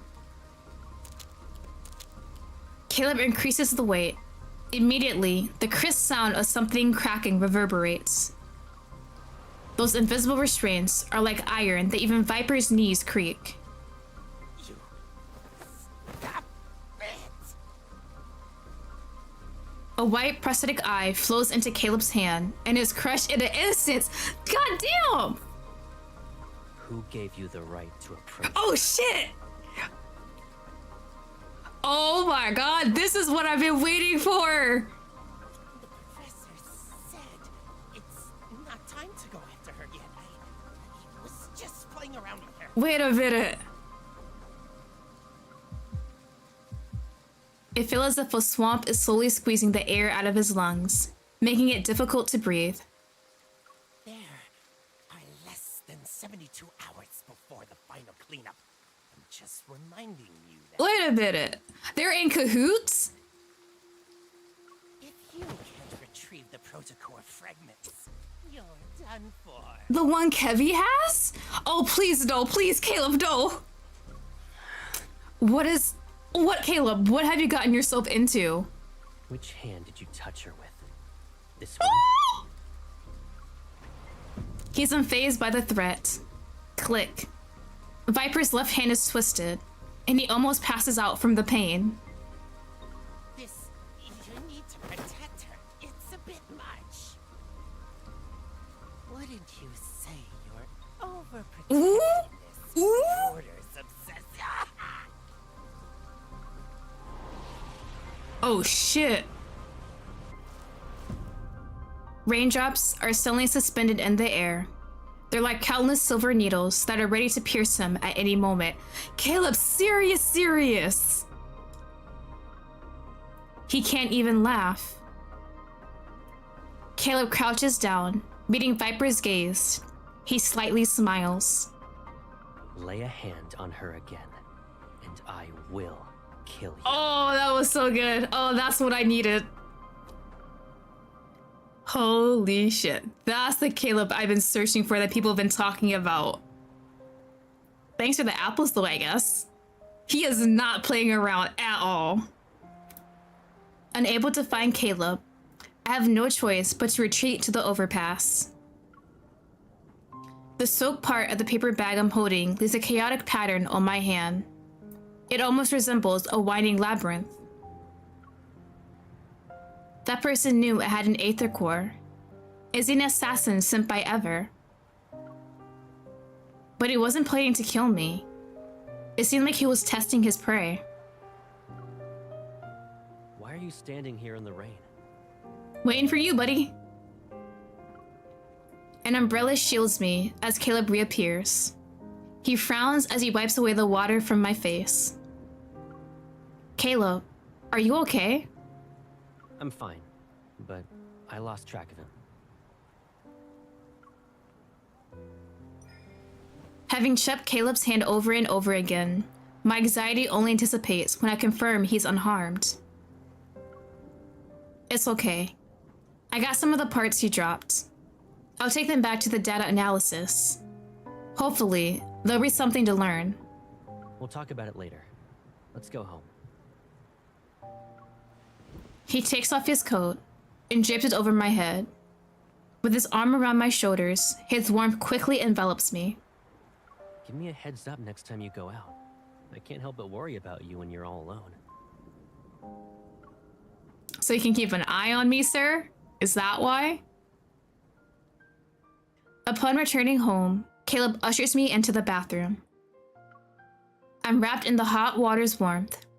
After getting out the shower, I put on loungewear, the rain's chill having faded away. In the living room, I scan the parts that uploaded the data to my watch. A steaming bowl of ginger soup appears on the coffee table. You didn't dry your hair. Again. My bad. Freshened up, Caleb brings over a towel. He sits down on the couch and passes the spot next to him. Come here. I comply and hold the bowl of soup while Caleb towel dries my hair. It's very soothing, and I can't help but narrow my eyes. It's been a while since I received your service like this. Oh, so you know it's a service.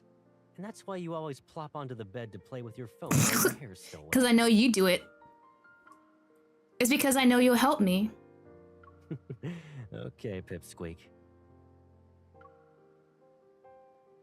You okay? Through the towel, something taps my head. It's not too gentle or too rough. Though, don't you think you've gotten better at drying hair? Oop, the way I actually pressed that. Have I? I moved out to live in the college dorms. Then I moved again for the DAA after graduating. Looking back, it's been forever since I was really home. That means it's also been a long time since I helped you dry your hair. He tilts my chin before using his fingers to comb through the disheveled strands. There's no rush. We have more than enough time together. Yep. With a promise made, a new thought crosses my mind.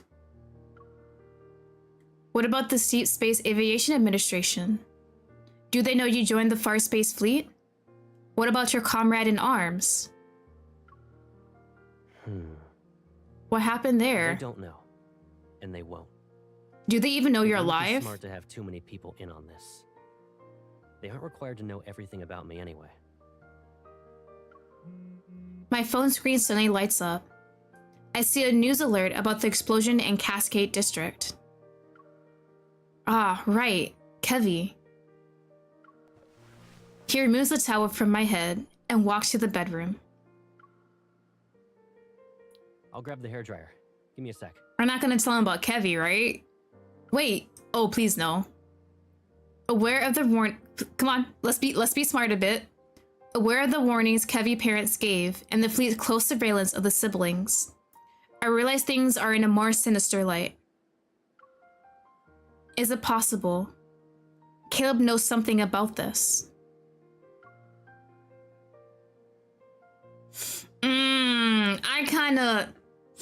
I'm at 100% trusting Caleb at this point. There's still like about 20-25% I cannot trust him all the way. But I think we can ask about Kevi's parents, right?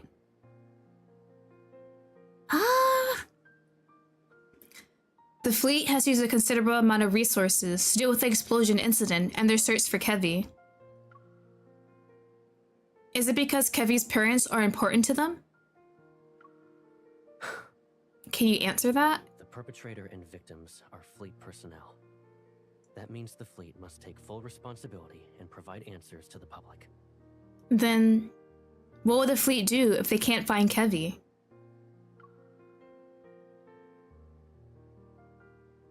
To reassure me, Caleb gently pats my head. His voice softens. Don't worry. They will find him. See, I'm scrutinizing everything this man says to me now about this case. As I watch Caleb walk away, a sense of guilt creeps over me like an evening mist. You know, there are some things we don't have to tell him, so I think this is fine. At least wait until like Kevi's back in like Lincoln City first before we say anything. Okay.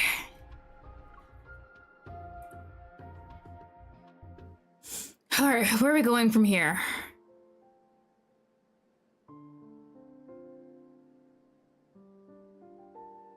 When I wake up the next day, my head feels foggy and my throat is itchy. Maybe it's because I got caught in the rain yesterday. What are these for? As soon as I enter the living room, I stop in my tracks. Boxes of various sizes that weren't there before are now here. Caleb rolls up his sleeve. He sits down on the floor and pieces something together from the scattered parts around him. This place has been empty for too long, so I bought some stuff. Because I'm here? Look. Do you need anything else? You want to impress me, don't you? It's okay. I'll only be staying for a few days. Anyway, I need to go. Why? You don't plan to visit me anymore? No, of course not. I rub my stuffy nose. Content, Caleb smiles, wipes his hand, and gives the assembled robot a pat on the head. Is it a Roomba? It's an Auto! The little robot screen forms a smile as its movement produces a series of clink, clink, clanks. When you're on the bed and glued to your phone, it can bring you snacks and drinks. Oh, that's smart. Oh, okay, I like that. That's a great purchase. The warmth in Caleb's smile makes me feel even more guilty. I'm sorry. If the fleet is just trying to protect Kevi, then I'll make it up to you once he's safe. I promise.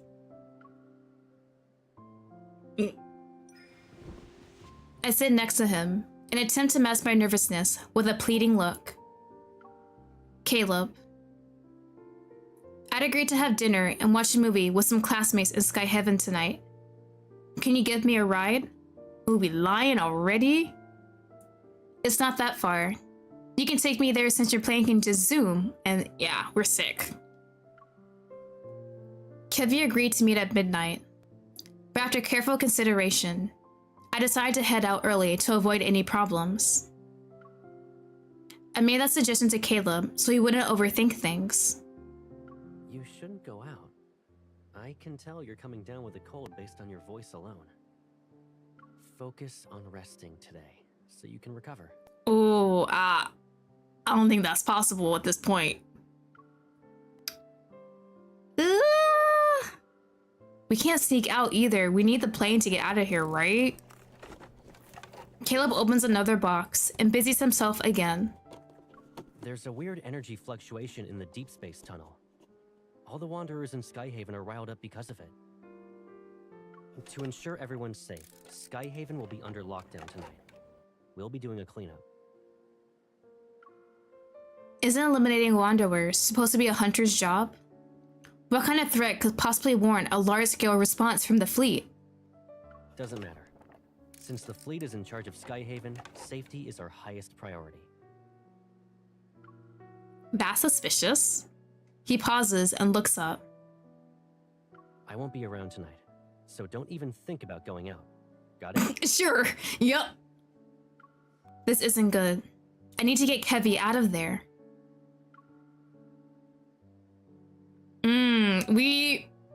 I don't think us appealing to him will make him let us go. We're gonna have to pretend to be like, okay, I'll stay home, and then sneak out. I think that's the only way it's gonna work. Meeting Caleb's gaze, I pretend to give in and purposely let out a reproach and tinge in my voice. Dear God. Fine, I'll stay here. I can't exactly disobey the Colonel's orders, huh? You also can't lock yourself in your room so that you can sneak out through the window later. Never! This isn't our old house. And even if I climbed out of the window, I wouldn't get very far. I'll find a way somehow. Seemingly uninterested in arguing, he ruffles my hair. I'll take you to meet your classmates tomorrow. Ooh. He responds with a smile. It's the same one I've always seen, but his gaze is a little too cheerful. He's hiding something. Caleb, be honest with me. Is the cleanup tonight related to the explosion? You're overthinking it. He looks away and pretends to study the sketch. I grab his chin, forcing him to look at me. You're lying. What about you then? I never lie to you.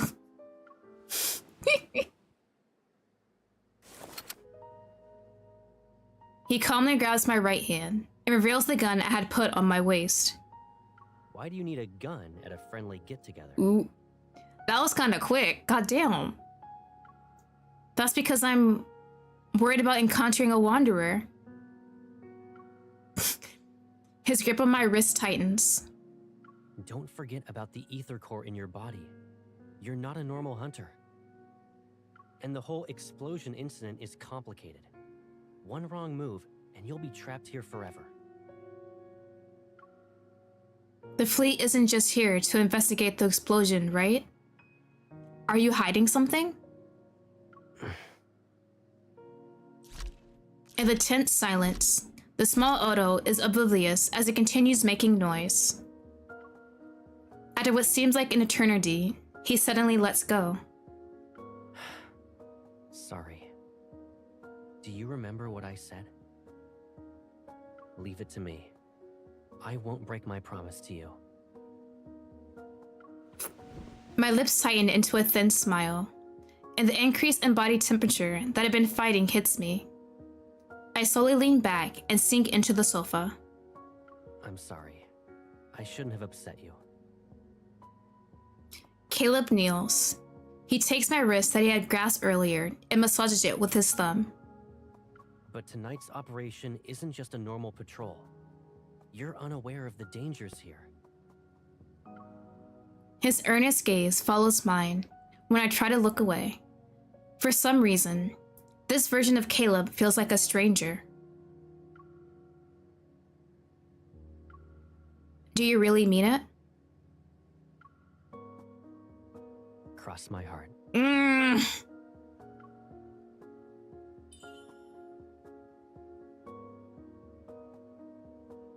You made a promise to me. Don't forget about it. Yeah, Caleb, I can't 100% trust you at this point. As the day draws to a close, I still haven't found an opportunity to leave. I hope the round-the-clock shuttle service won't be affected by the cleanup. Only when my phone gives me a no-service message do I realize how thorough Skyhaven's lockdown is. Outside, darkness cloaks the scenery with the tree shadows. When it's 11 p.m., I hear the faint creak creak of a door opening. After silently counting to 30, I quietly get out of bed and go to the living room.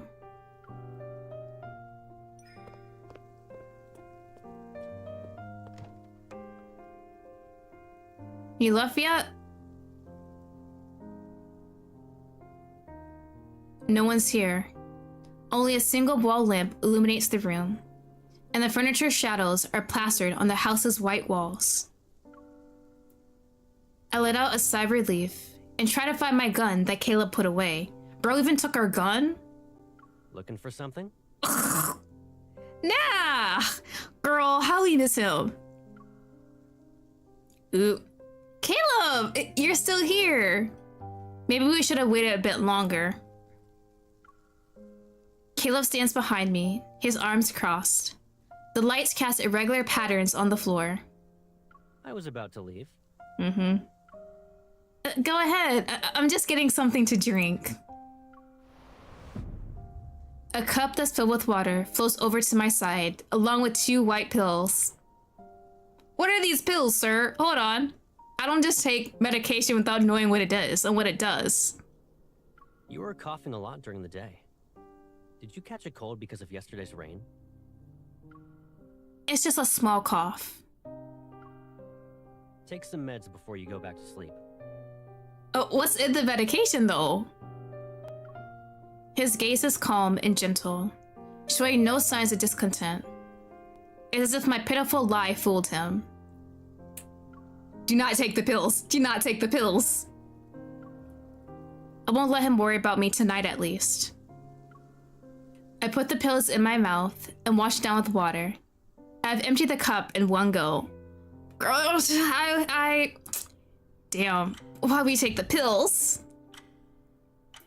The ticking of the clock secondhand echoes in the dimly lit room, emphasizing the silence between us and our mingling breaths. Without thinking, I avoid his gaze. I hesitate for a moment before heading back to the bedroom. Good night. Good night.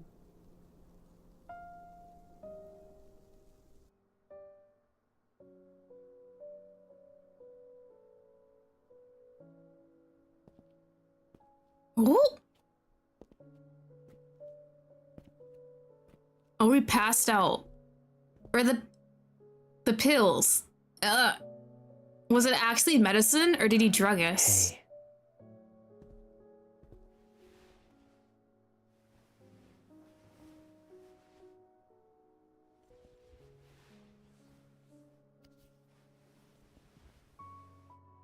If I kept you here with me like this, would you think I'm being too selfish? I mean, it's selfish, but it's perfectly fine. Oh, don't do this to me, Caleb. Don't do this to me. Oh, that's the yearning I've been hoping for. That's what I wanted. Let's say I had noticed these threats that were lurking around you earlier. Uh-huh. Knowing then what I know now, none of this would have happened, right?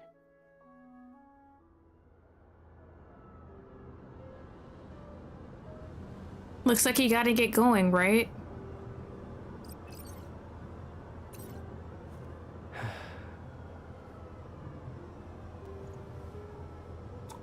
Oh, don't do this to me, Caleb, please. Don't worry. This nightmare will come to an end. I promise. What do you...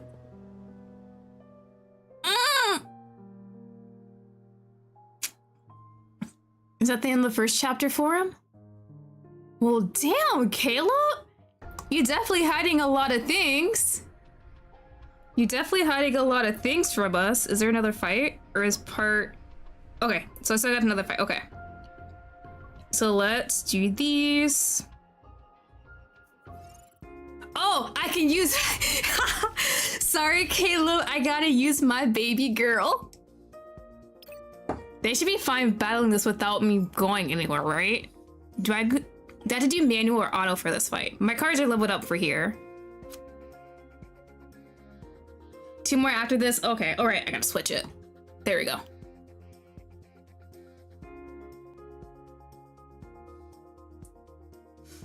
Oh dear God, Caleb, you're killing me, man. Entertaining as it is. Okay, it's still Otto. not enough. Oh yeah, we are just destroying these guys. Otto's perfectly fine. The big ass sword. Yeah, that was quick. Okay, yeah. Perfectly fine. Is it another battle? No, I'll just stay in this orientation then. Yep.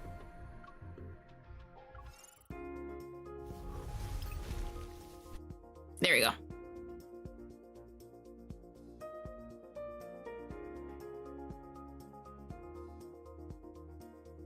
The claymore looks so good when battling, like my little tiny self swinging around this giant ass sword. An appetizer? Oh, it looks so good. This attack is so pretty. Dragon Stylus, I love you. It can't escape. My God, we are just obliterating everyone. Okay, if you say so. There we go. Okay. I haven't even caught the scent of fear yet. Thank you for those. I will appreciate those.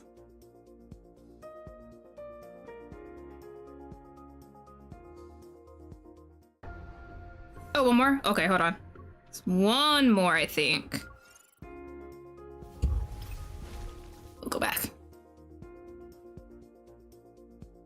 Ugh! I need to stretch. Oh my God, my back and my arms.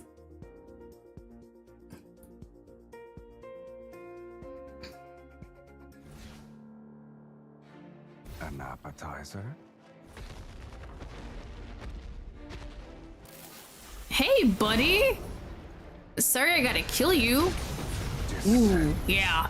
You're not making it. RIP to you, buddy. Come here. You put up a good Easy. fight. Definitely gotta stretch, my God.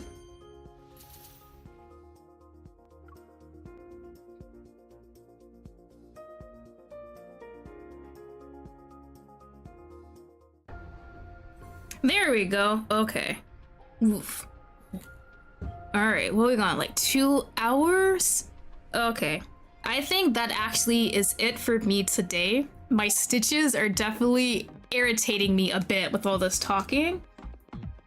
So I'll definitely continue Caleb's chapter story Monday. This upcoming Monday, I will definitely continue it. Same time, 3 p.m. Eastern Standard Time. But Caleb, we got a glimpse at Caleb's character. He is finally back. Definitely cannot 100% trust this man yet. I'm like at 80-75% trusting him. He's 100% hiding something from us. I don't know what it is. Oh, stitches, yeah.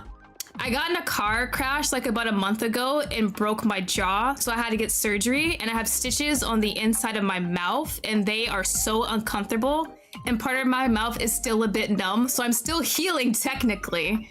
But yeah, so Caleb, I'm enjoying his character a lot. I wasn't too hyped up about him, but I'm really enjoying the ending parts that we got at the end of this chapter about the possessiveness and attacking that guy Viper for touching us. That's what I wanted. That's the yandere tendencies I've seen people talk about, and I hope they dial that up even more in the next part of his story. I'm excited for that, honestly. Hope you're doing okay. Yeah, I'm doing perfectly fine, honestly. Like, all the pain and swelling is gone now. It's just I have to wait about 6 weeks for the stitches to be fully healed. So it's a slow process, but everything is going fine with me, honestly. I can talk, just not for a long time. It feels kind of weird. But honestly, I'm 100% fine. Just gonna take a while for recovery. But I think, yeah, that is it for today's stream. Next stream for this will be Monday. Should be Monday. The fandom manifested him so hard, right? At first, when people were saying Caleb was coming back, I seen a lot of people talk about him just being a regular childhood friend, puppy guy trope. But when I saw he's Yandere, I was like, oh, never mind. That's something different. I like that. I can dig that. So I'm really excited to see what more he brings.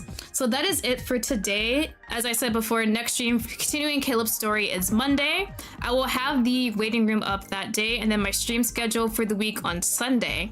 So thank you everyone for stopping by. I hope you guys enjoyed the stream. I am enjoying Caleb a lot so far, and I'll see you guys all later. Bye bye.